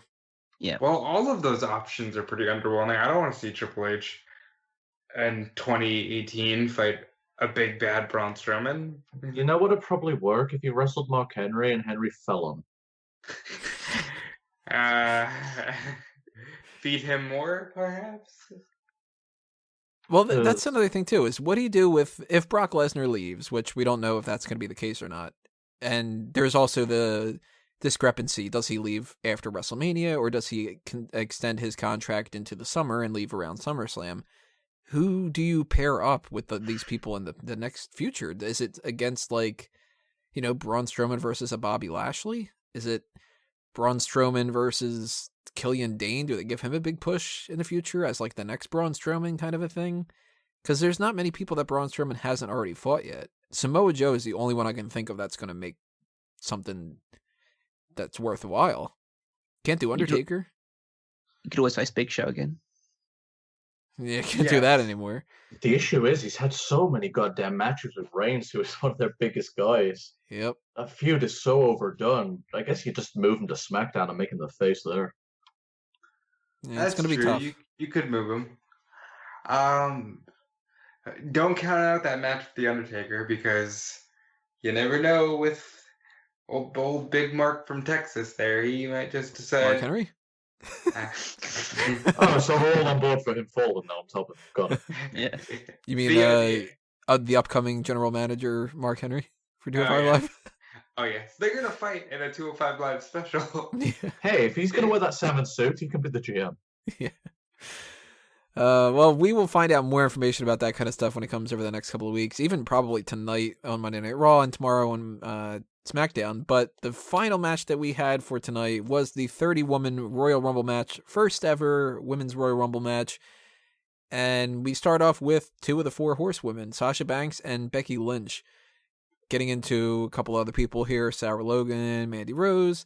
Surprise, surprise, number 5 ends up being Alita. And I'm going to skip right to something towards the end here, but our eventual elimination from Lita comes at between number 7 and number 8. Do you guys think that they missed an opportunity to have Alita Trish stare down, or would that have just been like, oh, we get it, it's nostalgia? What do you mean? The whole fucking match was, we get it, it's nostalgia. They absolutely missed a chance. I mean, Lita did phenomenal for what she did, but yeah, they totally missed the boat. I think they did a reasonably good job of like mixing in the nostalgia with established stars. So like when they had the Natalya and Beth Phoenix reunion, or Mickie James and Trish Stratus staring down, at least it was one person who was an active member of the roster who was involved in that stare down. So I think the Trish Lita thing, you could skip past that. Yeah, Trish and Lita have been done so many times. It's so unnecessary at this point. I guess you could get a nostalgia part, but I mean, their entire career was based on each other. I don't really think that I miss it, but I can understand other people being upset. That's kind of where I lay. Like, I mean, I watched them grow and fight together, and then I watched them say goodbye on TV. I've lived and said goodbye to the story. I don't need to. I had a closing chapter. And we know that they're friends, so it's not like, oh, bitter enemies, that kind of thing, you know? I watched them both retire, so no need. I'm fine with it. Mm-hmm. I was shocked, though, right after that, when there isn't like too much going on. Mandy Rose had gotten eliminated by Alita, and by Alita. I don't know why I said Alita. Entry number 6 ends up being Kairi Sane, which I thought was a big surprise. And for the people that were not familiar with her, these are the comments that had got thrown out there. One was, who's Chun-Li? which I was like, that's a little racist. It's super racist. One was, wait a minute, they've got Final Fantasy characters in WWE now. Oh, I called her the anime pirate girl. I love her. Yeah, Anime and pirate then princess. but within a minute, almost everybody was like, okay, I want her to win. And I'm like, yeah, Kairi Sane's actually pretty good, you know? Yeah, It's just some adorable Japanese chick with a freaking steering wheel from a boat. It's fucking awesome. Oh, Yeah, the other Insanely comment was, likeable. oh, look, it's good-looking Asuka. Oh, that's It's just harsh. like- Asuka's Yeah, that's hot. really mean. I feel bad for that, because Asuka twice now was voted to be taken out of the Sexiest Superstars tournament So before it Kairi's getting in started. this year. Yeah, So- Kairi gets in this year. Yeah, it's going to be kind of interesting. We have more women this year, so there's going to be more people that don't make it, but By the way, if Kairi Sane and both Asuka get voted out, then I can. Yep. Then my theory about them fucking hating Asians is true. then it has to be the case. But if you want to talk about people that don't do good on that kind of thing, number 7 was Tamina. And she did not do well on this either. She got eliminated right off the bat. Oh, that's so bad. I was trying to figure out. I'm like, how does Tamina hate Asians? I don't know. She might. I don't know. I've never talked to her before. She looked big. And I know I shouldn't probably talk about that stuff because I kind of left a comment in the Mega Mania saying Nia Jax has let herself go. Oh, that was you. I didn't even realize that.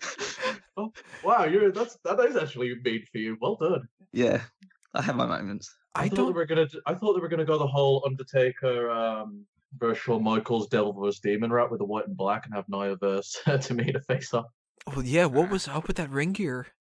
it It was looked not like very shit. flattering. It really looked like shit. That was a combination of like something that Shawn Michaels would have worn, plus the straight jacket that R-Truth was wearing for a little bit, and something that's like rejected from Nakamura's closet with the whole Michael Jackson angle. That didn't look good at all. I don't know what they were thinking with that. At least she got eliminated pretty quick, though. That's one good thing. I think she was the shortest amount of time. I can't be entirely certain because they haven't updated times a lot. But it seemed like she was there for the shortest amount. Okay, we still don't have an official shortest time. We have all of them for the men right now. Sheamus is technically listed as that. Actually, Hurricane Helms number 2, Heath Slater number 3 with 34 seconds. Baron Corbin lasted under a minute. But we don't have the numbers for the women's yet. All we have is number 1 and number 2.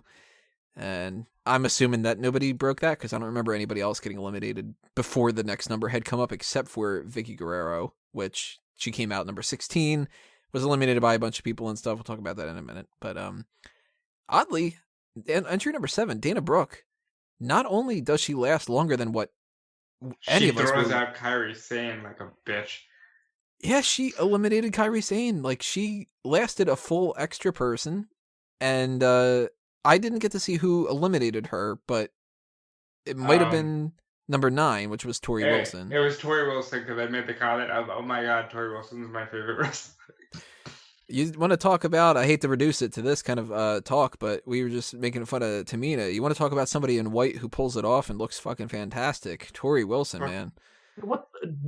Why didn't she age like more than she did? I don't understand She it, but barely whatever did. she's... It's weird, right? Whatever she has done, more people need it, including myself, for that matter. Fucking why not?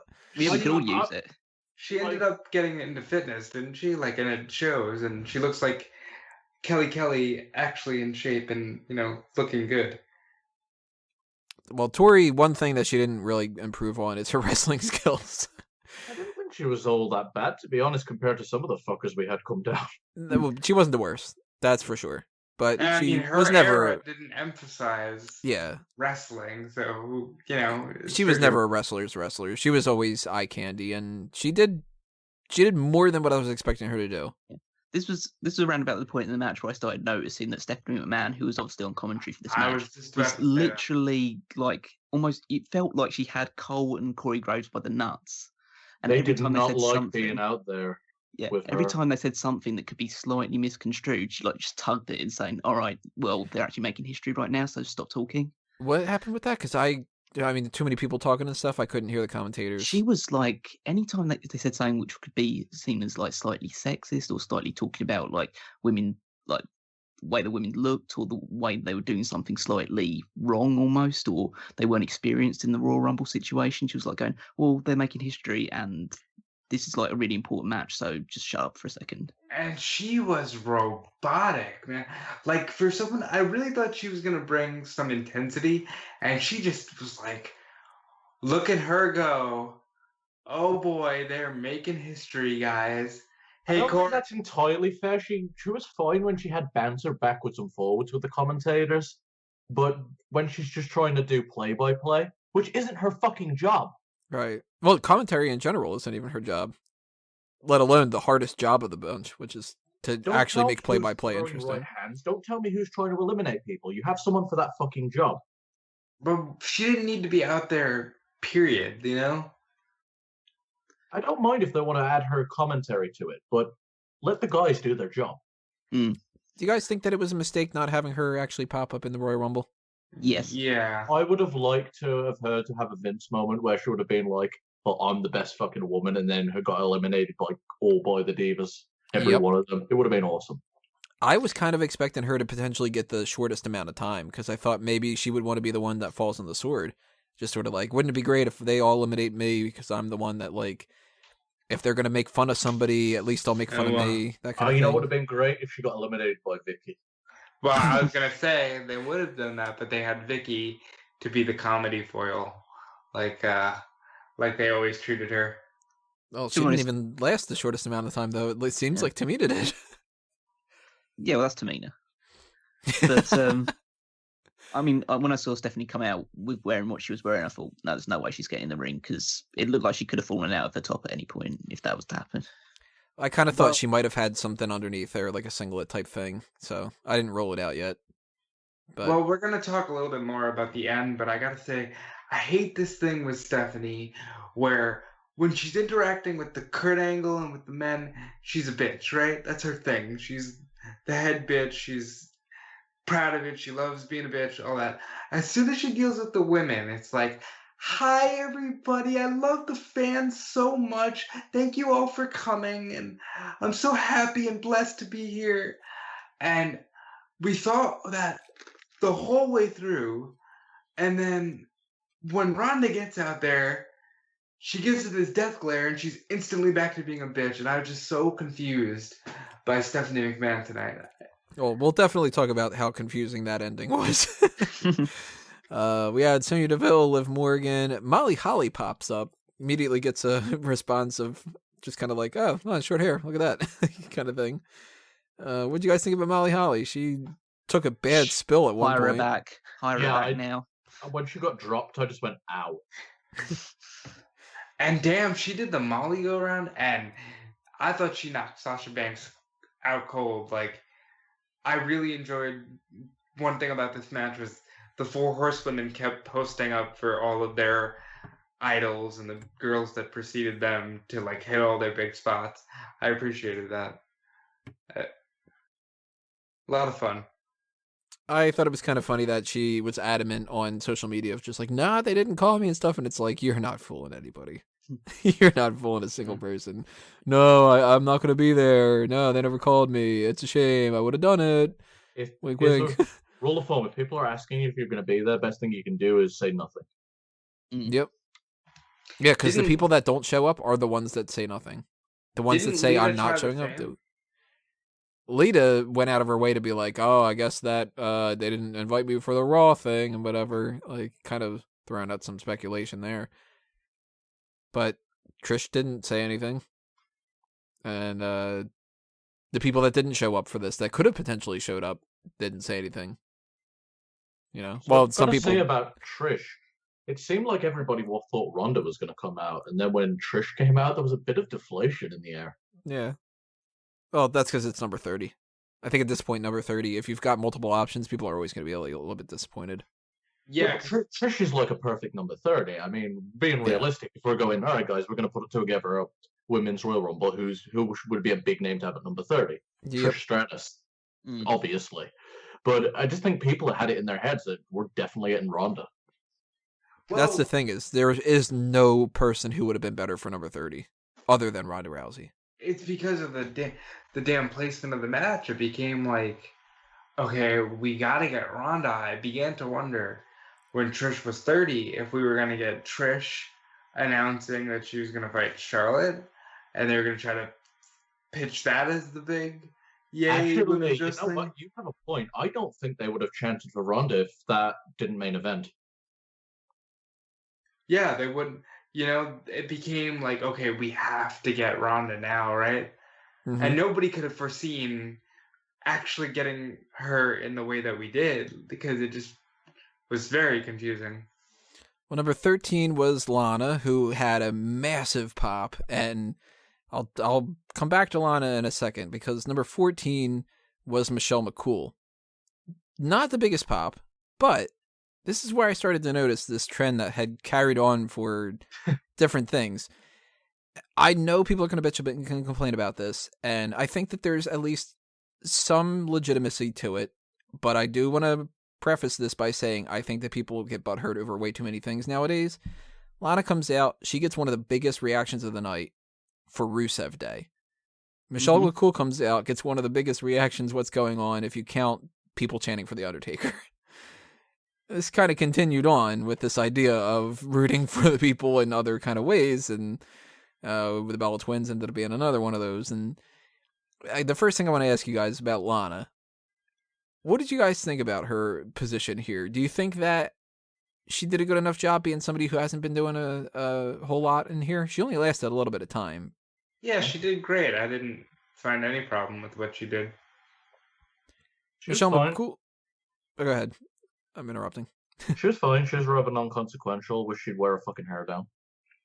Yeah, didn't really. Yeah, I never really liked the hair up. I think given what she was like tasked to do, she couldn't really fuck it up. Yeah, she had a couple kicks. There's an episode of The Simpsons where Homer is making noises like Lisa's saxophone when it's being run over, and it's just like making really loud, obnoxious noises, and that's what Lana's theme sounds like. Oh, yeah. Yeah. So ridiculous. They're going to change that. Yeah, I do like that analogy, because he's like, now you're really hitting it. You know what I'm on about, good. Yep. Okay, maybe this isn't the best topic to dive into, but do you think that the girls getting chance for their respective husbands and fiancés and whatever, is that not just more proof that, yes, I'm glad that we no longer have bra and panties matches, but the men are still the draw, period. Well, they're still the draw right now, but here's the thing. This is where this argument's going to come from about the husbands' names getting chanted out. People are going to say it's disrespectful to the women. Here's my counterpoint to that. If Cody Rhodes was in a match and people started chanting Dusty, would it be disrespectful? That's a good point. Now, to me it would be, but I'm not like most when it comes to that. You're not like most when it comes to something like that. It's just like if it's a scenario where someone's chanting for a generation, like someone chants Mr. Perfect versus Curtis Axel, no one's going to do that because no one gets excited during a Curtis Axel match. But it's besides the point. I do. Cool, good for you. Says the guy who said, I like Baron Corbin. Like, you're not helping your case right now. So, like, I could understand why some people would get offended by it, but I think if you are offended by it, you're looking for a reason to be offended. That's another kind of scenario, I think, because I can understand people going, well, why aren't they chanting for Michelle McCool? Why are they chanting for The Undertaker? He's not even here tonight. Yet, it's still a positive. And what would you rather have? Would you rather have, oh, Rusev Day, like Rusev Day, hey, Lana, like Lana Day, whatever that, people will be chanting, like that kind of thing? Or would you rather have people go, this is boring? Or, we want Randy Savage, or like some kind of shit like that. Like, thank God that stopped, by the way, that stupid trend. We could have easily gotten a CM Punk chant in here if people would have not been receptive to it. We could have easily gotten people just leaving because this is the main event. Yeah. But people All supported I can say it. is nobody chanted the husband's name out of disrespect. No. I don't think anybody I don't think they intended to did. go, fuck, let's chant Taker because fuck Michelle McCool. Right. They chanted it because her husband is very popular, and that's nothing to be ashamed of. But the only argument I'll give to that disrespect thing is they did not chant Edge for Beth Phoenix. They chanted for Beth because they respect Beth, and Beth has, built her credibility in the ring. Well, there you go. Well, you can also say, did those girls do enough in their careers personally to get over enough to have their own names chanted for? And if that's something they don't like and people get offended by, well, go back in time. Well, there's plenty of other fucking wrestlers that are male that have got the cry into their pillows every night because they weren't over. Nobody ever chants for Bam Neely. Oh my god, I remember. Do you like him too? Neely. No, I hated Bam Neely. I always tend to think of him as like my go-to example of somebody. That's your go-to guy out of like fucking rejects, isn't it? Yeah, it is, because I remember at the time there was Bam Neely, Ricky Ortiz, Eric Escobar, all these people that I hated, and the Bam Neely name really stood out to me as just like, this guy looks like a doofus. He's on ECW. He's not even winning, and he's supposed to be the bodyguard of Chavo. And I just I know immediately off the bat, this dude is getting released in a year or so. And it was, I don't know, 6 months or so, and he got canned, and it was just like, yeah, take that, Bam fucking Neely. And he didn't even go to anywhere and become anything else. At least Ricky Ortiz married to Layla, he got something out of it. Hey, that you said they didn't chant Edgeverse when Beth Phoenix was out. At least they didn't chant it when Lita was out. Yeah. But she did have to resort to using Matt Hardy and Jeff Hardy's move. So yeah. Can we talk about obviously Michelle McCool entry? She obviously didn't just get the Undertaker chant; she also got the Undertaker rub. Yeah, I was going to say that. Yeah, she definitely got pushed by Old Man Taker. Yeah, she got 5 eliminations, beating out anybody else by 1. Nia Jax had 4. So she kicked some ass on this, and she started off a little bit wonky. She went for a kick and kind of fell and stuff, but she got her groove back a little bit. And I honestly think Michelle McCool is one of those underrated people. She wasn't in an era where it would have been better.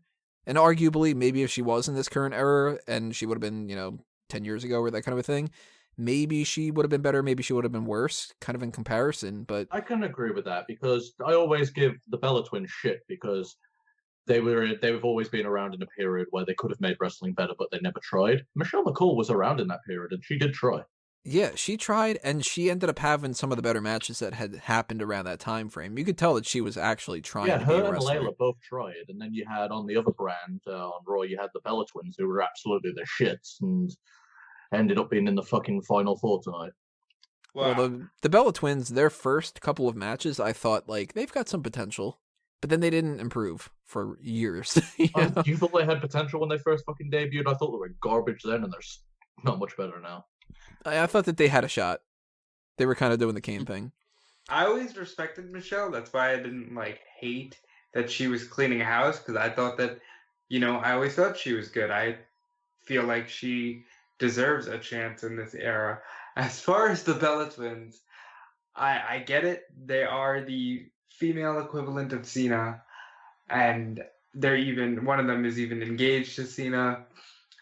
But I will never not see the damn celebrity arm candy that came out with Bob Barker and Drew Carey and the NASCAR guys and smoking weed with Snoop Dogg. And to me, the Bella Twins will always be that. And I know there's a lot of Bella Twins fans that would probably hate me for that. But yeah, I was going to say, hook or by crook, they're more over than 90% of the people in this match. So, I think Nikki improved phenomenally, 90% overall. You wouldn't fucking know it by the end of this match, Jesus. But well, they face the one person they're not more over. But they both need to be left alone with Asuka. That just seemed very typical WWE. No, our people have to be at the end because they love our people. They know our people. Everybody knows the Bella Twins. I don't know if we're getting to the end yet or not. I've got no, not yet. That. Yeah, we'll get to the end in a few minutes or so. We haven't even gotten to number 15 yet. Well, we are number 15. Ruby Riott, nobody gives a shit, right? Yeah. No, most things we don't give a shit about. Yeah. Number 16 though, Vicky Guerrero, and oddly enough, it was fun to hear her do a whole "excuse me" thing again for the first 10 seconds, and then it got really annoying. One of my favorite spots of the night. I think she's a heel magnet. The fans actually kind of found it endearing at first before they started booing, and I liked it all. As I said, I wouldn't have minded her and Stephanie having a spot together again, though. I fell over laughing at the Carmella bit with Vicky in the briefcase. Oh yeah, that's just dinked her in the back of the head. Yeah. Just like, I guess I'm gonna do something. Fuck you, kind of thing. Yeah, Vicky just leaves.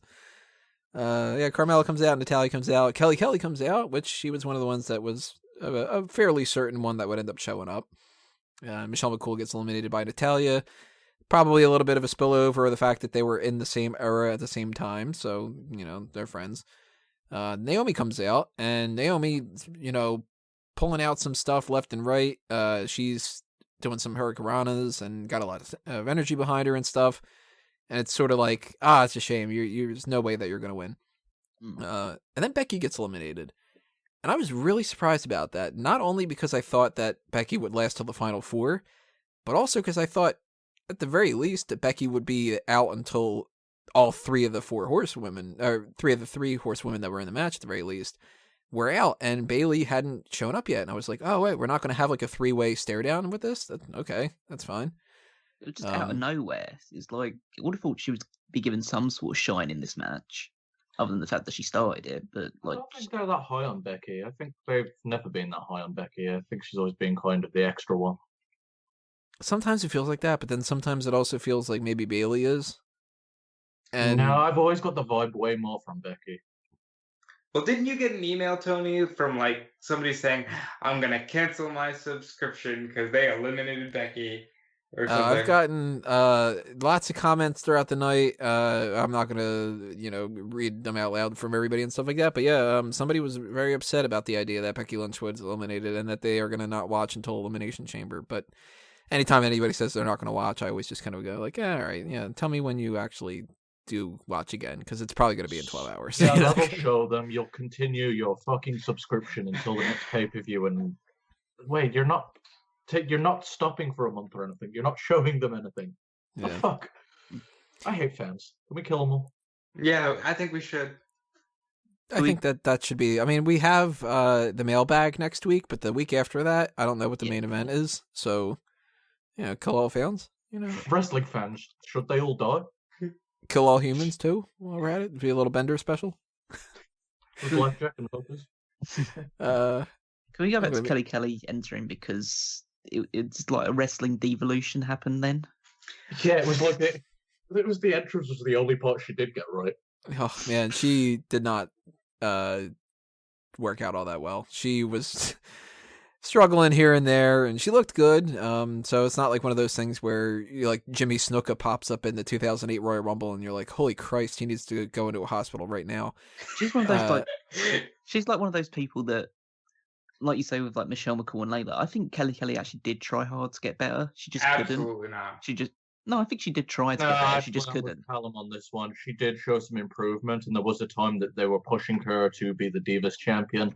She figured out how to do a moonsault, but that was about it. She tried, but she just fucking sucked. Just some people just can't get this business right, and she was just there too long. Drizzling shits was ever appropriate. Now is it's appropriate. Well, my issue with her and a lot of the girls from that era, Eve Torres comes to mind as well. They would start to kind of show a little bit of promise, and then they would just leave. And you would only have the bad memories of them to go by. And I always hated that. Same thing with Caitlyn. Things were getting pretty good, and then they're just gone. Yeah, AJ Lee was starting to turn some heads, and she drops the belt to Paige and doesn't exist anymore, really, for the most part. I'm still mad about that, too. I wouldn't quite consider AJ in that area, though. No, she's the merge between the two, I think. Yeah. She kind of came in, and she was a different type of character, and she didn't wrestle for a little bit, too. That's another thing that kind of hurts her. But she comes in, she makes a big splash, people like her a lot. She gives that belt to Paige, and then Paige starts doing some different things here and there with some different people and all that. But no Eve Torres tonight. She was another one that was a possibility. But we did get Jacqueline. And thankfully we got rid of Jacqueline pretty quick. She did not look good. No. I mean, I was never one for her going in the Hall of Fame, but I was never really against, super against it, because there's worse people in it. Yeah. Seeing her back here didn't do anything for me. She looked like shit. Kind of wrestled like shit. Yeah, it was pretty shit. Jacqueline to me always reminds me of that era of like, I forget that they were in the mix, kind of like, and every once in a while somebody will bring up Tori, and I'll be like, oh yeah, Tori Wilson, and I'll be like, no, Tori. Tori, yes. And then I'm like, oh fuck yeah, that was somebody. She strikes me as like one of the other women, like the one that you would occasionally hold the title so it could pass from one actual star to another star. Unfortunately, the only time I remember her is her sitting on someone's shoulder when her fucking shirt got ripped. Yup. Oh, the 90s. It's better than Jazz. The fact that everybody just started snickering means that's all you fucking remember of her for, too. That's for the most part, too. That and her being in the Hall of Fame, and that's it. Well, she beat Chavo for the Cruiserweight title because... You only remember that because they told you on commentary tonight. Was that Stephanie correcting them and saying, no, she did more than just whip her tits out? The main Stephanie correction happened early in the match because, Corey likes to gush over Mandy Rose. Yeah, which is very creepy at this point. Mm. And I think he's just trying to, he's not trying to be Jerry Lawler, but he's trying to, I'll say what everyone's thinking. She's not that great, but she's kind of hot. and Stephanie was like, whoa, easy there, Corey. Settle down. This is like, God damn it, Stephanie. Well, that would have been really funny if they would have followed up Jacqueline with Miss Kitty or the cat, whatever she went by. Because then it would have just been like, all right, which one's top's coming off? But instead we get Nia Jax. She did that 99, didn't she? Yeah. And then get Sable out just wearing handprints. Yeah. And then Ashley Massaro. Thankfully, she didn't pop up. I mean, if you want tits out, there was Mae Young that one time, but you can't bring her out. That was like one of my first pay-per-views I ever ordered too. Oh, that was probably the first pair of titties I ever saw, if we're being real.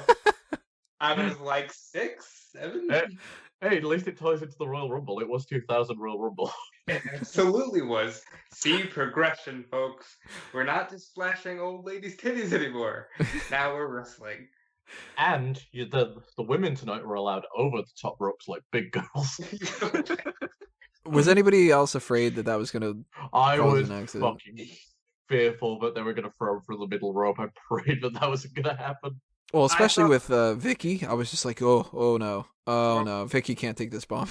Well, you mean was I worried about the bump? Yeah, just the bumps I was talking about. Oh no, I wasn't worried about the bumps. I was worried they were going to do the stupid roll. I thought Kelly was going to fuck it up because she's so used to just go through the rope. But well, no. You know what? Just a minute ago when we were talking about Mae Young bringing her out and stuff, it's just now it's formulating in my brain. Earlier, when they were talking about like, oh, these legendary women in WWE, and they mentioned Sensational Sherry and Miss Elizabeth, and I'm like, yeah, they're not popping up. Like, we got some people we can guarantee are not going to be in this match. But we actually did get some more surprises. Nia Jax comes out at number 22. She starts just whooping some ass. Knocks out Jacqueline, knocks out Kelly, knocks out Ruby Riott. Eventually, a little bit later on, knocks out Naomi. We talk about Naomi Kingston. Oh, well, hold on. We'll get there. The Naomi situation, that's where it goes. It's you wanted to do something different and cool. I get it. But you didn't do anything different. You did two of the things that Kofi had already done. That, to me, felt worse than if they wouldn't have done anything. A little bit. Like I liked the fact the third one and picked up a pancake in her mouth from ringside while she did it. I don't know, maybe I appreciate that they gave Naomi a thing where they were like, hey, do you want to do the Kofi Kingston spot? Which originally was the John Morrison spot, if you remember, back in the day, because he's the one that started this. And I like that they gave her an opportunity to do it, but they couldn't have thought of something that hadn't already been done before. Or at least not have had Kofi do a similar spot earlier in the night. I mean, he did another get back in the ring spot, so don't do it twice. I'd be okay with them doing it twice as long as, again, they would have done something.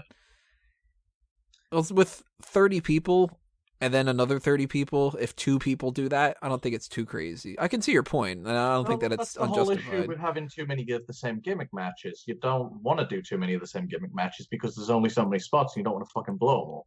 Yeah, you can't have 3 Hell in a Cell matches and have all 3 of them ruin the cage.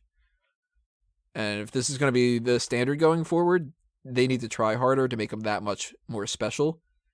Instead of just being like, all right, next year, Kofi is going to, I don't know, get caught by Braun Strowman and thrown back into the ring, and Naomi is going to do a handstand. Jax. Oh. You know, like, they can't just kind of repeat the same things over and over. At that point, stop doing it for a little bit. Wait a couple years until somebody thinks of something crazier, and then you could get, like, a Ricochet flying around like a crazy person or something, you know? But she lasted longer, too, than the normal elimination thing. And credit where it's due, she still pulled it off. So, congrats to Naomi for getting something that people can talk about. Well, one thing we're not mentioning is how so many of the girls just kept going underneath the rope or through the middle rope to, like, buy time for themselves in the match. Particularly Sasha. At least she was in there from number 1, so she had to last 50 minutes. Did Natalya really need to go underneath the bottom rope? You feel a little bit bad that Natalya didn't get the Tyson Kidd chance? Well, I could have at least chanted for the cats. Well, he used to get Natty's husband chance, so, you know. Yeah, that's just reversing it around. But we did get Ember Moon. She pops up at number 23. And as the NXT Women's Champion, if you want to talk about Andrade Cien Almas, makes sense for Ember Moon to be in there, even though she's got a fucked up arm, and, you know, she kind of ignores that a little bit to a certain extent, but that makes her look tougher. So I actually liked Ember Moon being a part of this quite a bit. Don't get. Remember, cage match with her. Tough. After that, though, even more important, Beth Phoenix comes out and makes history because now Beth Phoenix is the only person to ever be in the Women's Royal Rumble and the Men's Royal Rumble. Hey, was that somebody who looked great and I wanted her to win? Was that drinking game included? Take a shot every time one of the girls makes history? Well, I wanted to kind of wrap up a little bit with the drinking game thing. You know what? Instead of wrapping up like that, let's kind of go back to it a little bit. Yeah, this year, if you didn't notice it, everybody, I had posted drinking game rules for the Royal Rumble. And I want this to be a thing going forward, so if you have any suggestions, let me know about what to add and what not to add and stuff. If you go on the sidebar of smarkmoma.com right now, you'll be able to see the link. And it's also underneath the navigation bar at the top. You know, you just scroll down underneath the pay-per-views or whatever it is. We had, I think, pretty much everything checked off at some point. Obviously, like, take a sip for every elimination. We had, 58 of those.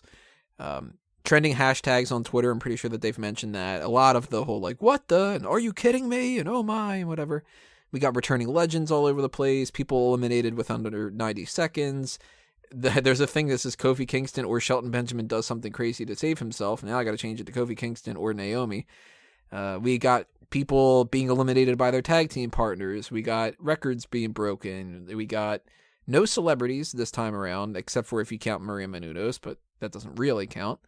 NXT stars popping up and stare-offs. We got people pointing at the WrestleMania sign, a bunch of different things like that. I don't think that there's pretty much anything that we didn't check off this year. Do you guys remember a babyface being booed? Roman? John Cena count? Yeah, I guess Roman and John Cena. There you go. And I don't remember necessarily anybody botching an elimination. Molly Holly? Yeah. What happened with Molly Holly's? She got like dropped. Oh, well, I don't think that was necessarily a botch. I think that it was just like... I guarantee it felt like one. Yeah, so we definitely got references to Chris Benoit avoided because they, at the beginning of the night, it was like 4 people have started from number 1 or number 2, and here's 3 of them. Yeah, they finally grouped that in together to even more avoid the mention of Benoit. Yeah. And nobody eliminated themselves, I don't think. I'm thinking about that. Oh, Hardy. Yeah, Matt Hardy. Matt Hardy did, yeah. So Yeah. we really, I mean, I had said ahead of time, don't do all these drinking things because he would die if that was the case. I'm pretty sure that if you did even half of them, you'd probably die at this point. But we got Beth Phoenix. We got Asuka coming out at number 25. She gets eliminated. She eliminates Ember Moon. Makes sense. They've had their history together, and it also made sense with Ember Moon's injury too. So I like that a little bit. Mickie James follows up, and what the fuck was going on with Mickey's hair? Good lord, the reaction I think it was Dace had was, oh look, Gary Busey's in the ring. It was just like, ah. Can she fuck off with this 23andMe gimmick? The what? The 23andMe gimmick where she got some DNA test and thinks she's fucking Native American now. Well, she was trying to look her best for Trish Stratus, but didn't work out. That would have been great if like they would have known that ahead of time, been like, Trish is going to be there. Why don't you dress up like Trish and do the whole stalker thing again? Nikki Bella follows her up, and she's followed by Brie Bella. And Brie looks like she's taped up with a whole bunch of electrical tape for some reason. That was a little strange. But for having a kid and for being out of action for so long, she didn't move around in the ring all that bad, considering. She looked good. She did. Is that slightly less creepy this time? Yeah. Bailey was number 29. And Trish, of course, as we mentioned before, ends us off at number 30. And then it becomes a scenario kind of like what the last, the men's one was, where we got a lot of people at the end there, which I kind of like sometimes. I don't like it when we get these Royal Rumbles where it's like one person eliminates everybody and we're at like number 14 and we have one person in the ring kind of. I don't like that too often. So it was kind of fun to see Nia Jax get teamed up on. And what was it 1, 2, 3, 4, 5, 6, 7 different people have to take her out. Although I kind of sort of wanted her to be in the final 4, but nitpicking. Bailey gets eliminated pretty damn quick though by Sasha Banks. And at this point, Sasha Banks lasts until the final 4. Do you think it's justified? Yeah. I mean, she's pretty much been Charlotte's dance partner during this whole women's revolution thing. I think mean, wanted. We call it the women's revolution, but let's be honest, it was called the Charlotte's push, and there was just participants that were involved, and she was a big part of it for a while. You wanted to make some moment of history by probably putting someone, essentially make an Iron Man out of it straight off the gate. So I think if you had to choose one between her and Becky Lynch, I'm not saying I probably would have gone the other way, but I can see why they would have gone with Sasha. I had no problem with it. I thought it fit.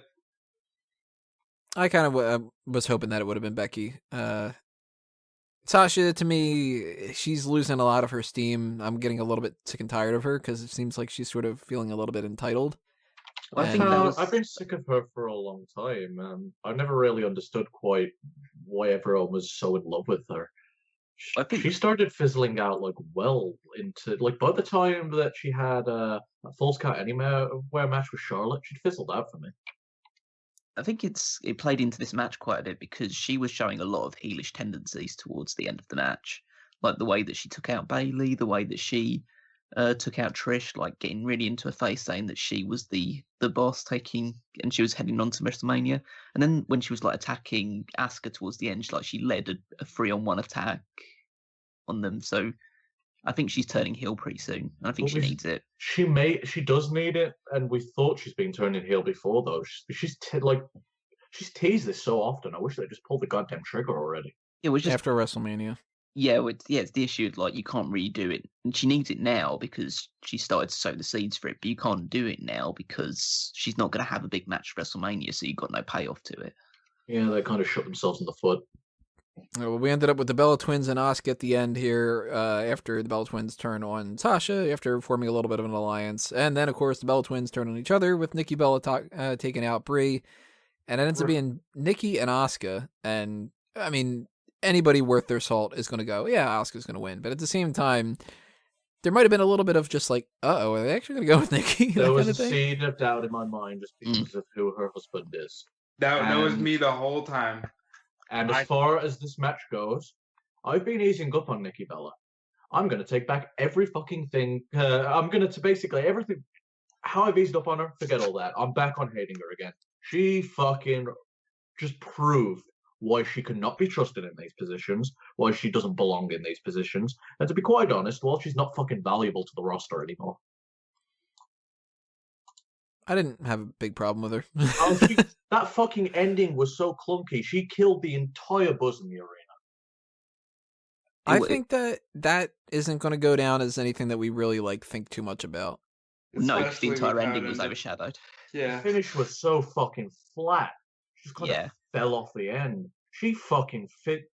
I felt like she botched something at the end. She fucked that ending up.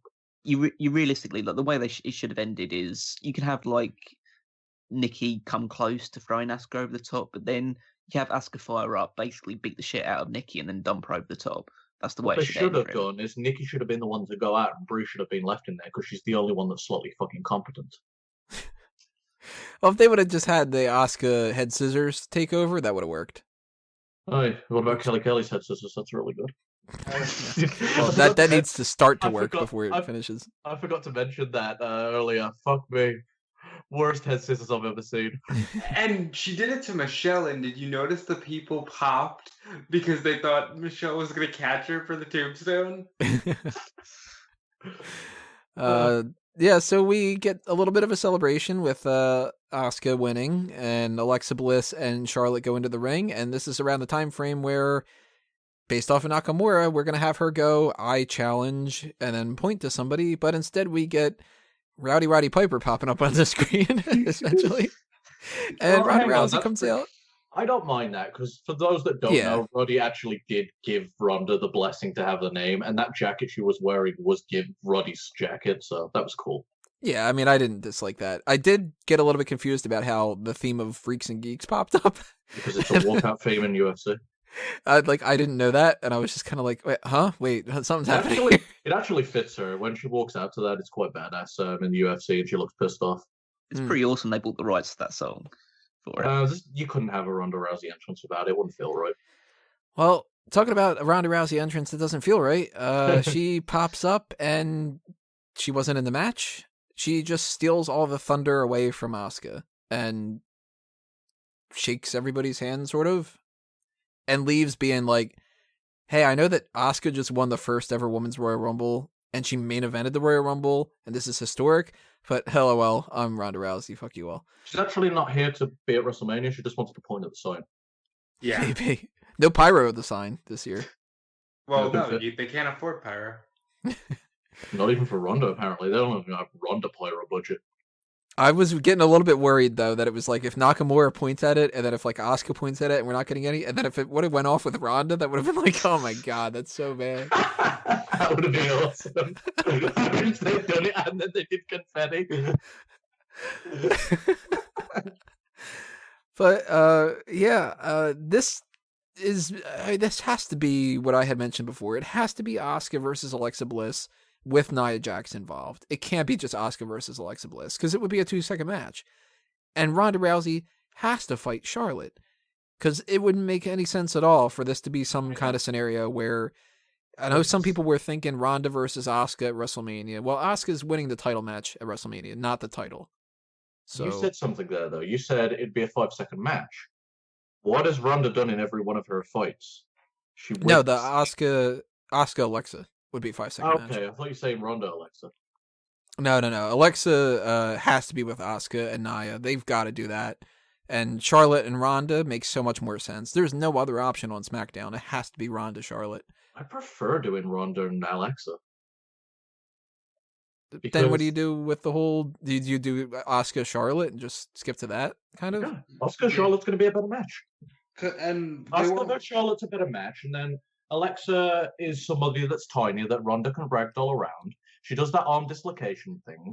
All of Ronda's moves are arm submissions. She can make her arm look like it's dislocated. Ronda can win the title. It looks cool. Bam, wow. sold you on it.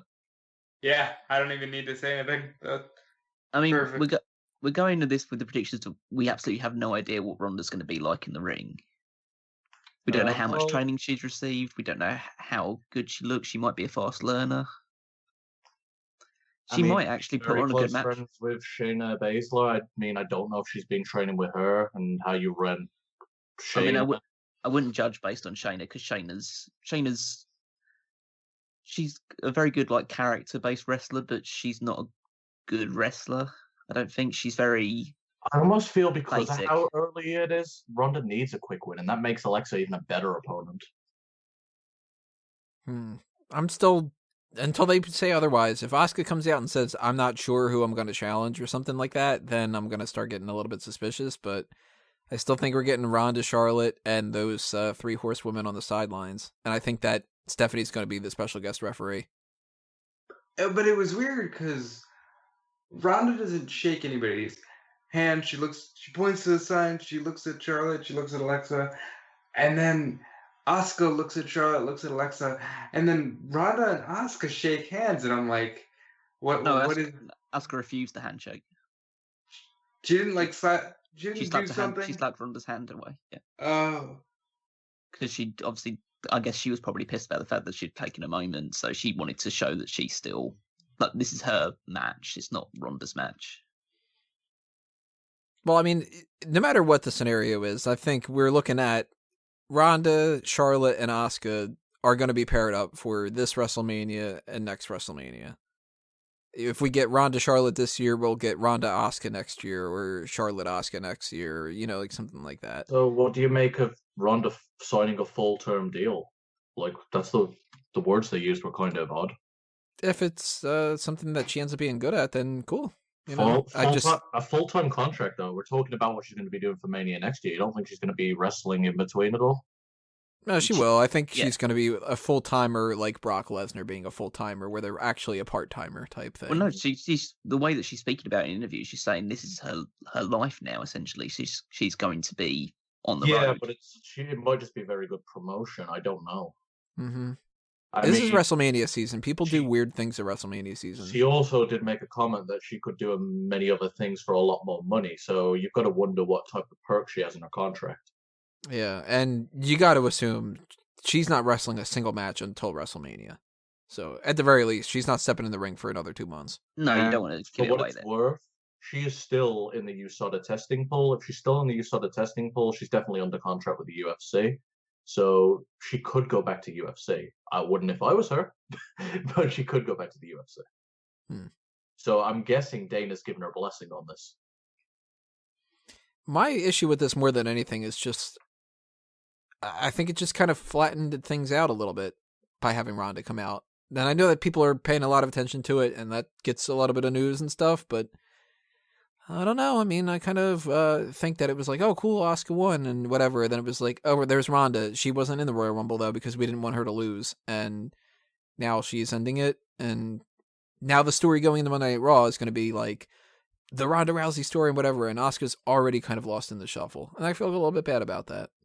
See, there was an issue here. I wanted Ronda to win the Royal Rumble, but the issue is you then have to defeat Asuka. They probably don't want to defeat her. The only thing you could have done is injure and have her taken her out the match.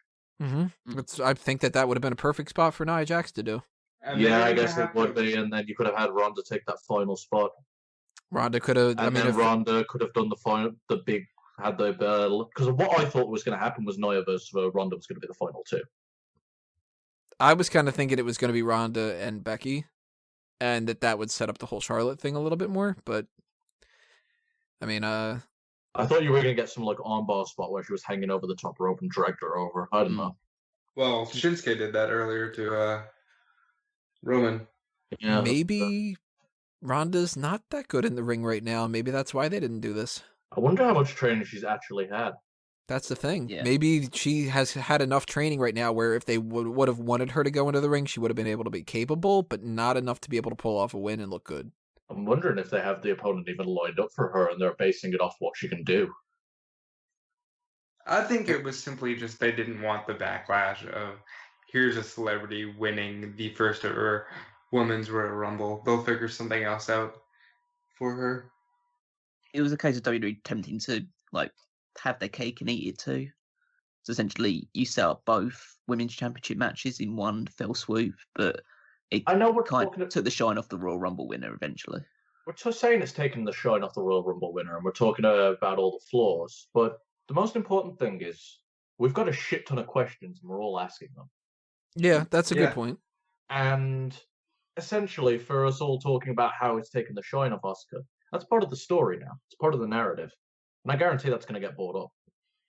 I hope that that's the case and they don't let this go and make it some kind of one of those things where they just lose track of things. But another thing to think about, too, just to be on the optimistic side of things, I would rather be talking about how Ronda Rousey potentially took the shine off of Asuka and how, what are we going to do with the Elimination Chamber matches? Because now we have to figure out what to do for whoever Asuka doesn't challenge, than to be talking about what we've been talking about the past bunch of years, which is, oh my god, WrestleMania looks like it's going to fucking blow because, you know, this person won instead of that, and really they thought that they were going to make a good idea here by putting Roman Reigns in this spot, and oh my god, what's Randy Orton doing winning this again? And it's been a couple of years since we've had some positive Royal Rumble stuff, and this overall is positive. And isn't it nice that we're talking about something getting outshine instead of something just being a fucking turd? Yeah, It's a matter of, this was a 9 and it should have been a 10 instead of, well, this is like a -6. It's really like a good sign that it appears, especially on the women's side of things, that they're going to be building two like unique, separate stories heading into WrestleMania, not just a clusterfuck thing of like just throwing 6 women into a match at the end of it. I'm Like sure we'll how get that. Thunder is. I'm sure we'll get that too on the pre-show or something. I'm really, really hoping that they don't make that mistake to go like, all right, well, all the other women that aren't involved in something, we need to give them something on the pre-show. So let's have Mickey and let's have Dana and Ruby Riott and whatever, and they're going to have like the first ever Andre the Giant Memorial Women's Battle Royal or something like that and be like, Santina Marella Memorial Battle Royal. Ms. WrestleMania, that thing. Well, if Kid Rock goes into the Hall of Fame this year. Oh god, they better not put him in there. The Possibility. Moolah Memorial Battle Royal. Yeah. They How might as would well you do rate that. the I mean, they fucking did. Mamula reel? Yeah, I am excited about WrestleMania to a certain extent, and I'm not excited in certain ways because it seems like we got some confirmation of certain things tonight. One of them being Daniel Bryan is never going to be cleared to wrestle. Yeah. That's a guarantee now. If that would have ended up happening, it would have happened tonight. He would have won the Royal Rumble He just instead. won't wrestle in the WWE. See him at Yeah. Wrestle Kingdom 13. So we're not going to get Dolph Ziggler at Wrestle Kingdom, but we are going to get Daniel Bryan. I don't know. It's time for him to be released yet. That's true. What if that's all that ended up being? Dolph Ziggler versus Daniel Bryan, something we've seen before. Admittedly, they had a great match at Bragging Rights. They can kick harder now. They'll have to be wearing headgear because Dolph can't get kicked in the head without forgetting who's your Actually, world both champion. of those are terrible for big getting concussions, aren't they? Yeah. Yeah. Well, Triple H over in New Japan. That's why it was so stupid that like at WrestleMania ladder match, all they did was hit headbutts on each other constantly. No wonder they're in the position they are now. Ironically, Bryan had enough after, like a week after that, Bryan was retired? Not that much. Yeah, didn't take that much longer. But it's okay. We got Rye back with the Intercontinental title, and that went somewhere. Oh, no, it didn't. Well, in the grand scheme of things, the Royal Rumble is set, but we still don't know what's going to happen with WrestleMania. People can still get injured. People can still have some twists and turns. And we still don't know what's happening with a lot of people that didn't win anything here. We don't know what the Braun Strowman situation is. Is Samoa Joe going to be ready in time? John Cena Undertaker has not had any build whatsoever. So, I mean, it's doubtful that we're going to get John Cena Elias, but we got a bunch of spots to fill and a lot of people to fill them in, and a lot of people that are going to be thrown into that Andre the Giant Memorial Battle Royal too. And these next couple of weeks in particular, when we're building up to that Elimination Chamber, those are going to be really influential weeks where we're going to see just where this card is going, I think. Fastlane could be a lot of different things. What's first, Elimination or Fastlane? Elimination Chamber for Raw, Fastlane's for SmackDown. Yeah, SmackDown has Fastlane March 11th, and I believe Elimination Chamber is the 25th. February 25th, yeah. Yeah, so that's, just a couple of weeks away, so not that much time, but on Raw tonight, I'm sure we're going to hear at least one instance of an explanation of what the Elimination Chamber is going to be, and that has to be, if you are going to do anything that makes any sense, the number one contender for Brock Lesnar's title. So get ready for Roman Reigns to win that match. We don't know that yet. What you can get ready for is Elias versus Kid Rock at WrestleMania. I would rather see Elias do a musical performance than Kid Rock. At the very Because least. referee Bam Neal. Bring it back. Why not? So that's it for the Royal Rumble talk that we've got going on. Any other opinions you guys have about anything that happened tonight? You want to just toss out real quick? It was fun. I'm excited for Shinsuke versus AJ. You know, I know we kind of crapped on the things that we don't know, but we do know that they're building towards Shinsuke and AJ, and that's going to be a likely match of the year. So, you know, let's have some fun. It looks like plans are in motion for once, set ahead of time as opposed to wrapped up last second, so that makes me happy. I've been kind of out of wrestling for a while, so I'm hoping WrestleMania season brings me back into it. Tonight was a good start. The show was, I'd say, on the whole, a 2-match card, but the 2 matches that were the 2 that were in this card were actually like really fun and I think very well put together. I think they were 2 of the best Royal Rumble matches in recent years, and they ended with the right people winning. So, thumbs up overall. The one last thing I want to ask everybody before we get into plugs and stuff, just because it's fun to do it, who wins both Royal Rumbles next year? I got one that I think is a guarantee, and it's 1 or 2. It's kind of one of those things, but I still think it's more of a guarantee. Charlotte wins the women's. I think that the idea that Charlotte was not in this Royal Rumble is going to come back next year, and they're going to go, well, shit, we really, really like Charlotte. She needs to win it. Ronda Rousey might be the difference maker of that, but I got Charlotte, and when it comes to the men's, I mean, I've gotten this wrong every single year ahead of time because I've thought that we were going to get things like Styles, Rollins at WrestleMania before. I thought that we were going to get John Cena fighting for a 17th world title 2 years ago even or so, but I am leaning right now, at the very least, that Braun Strowman wins next year's WrestleMania. Wins WrestleMania. He wins all of WrestleMania next year.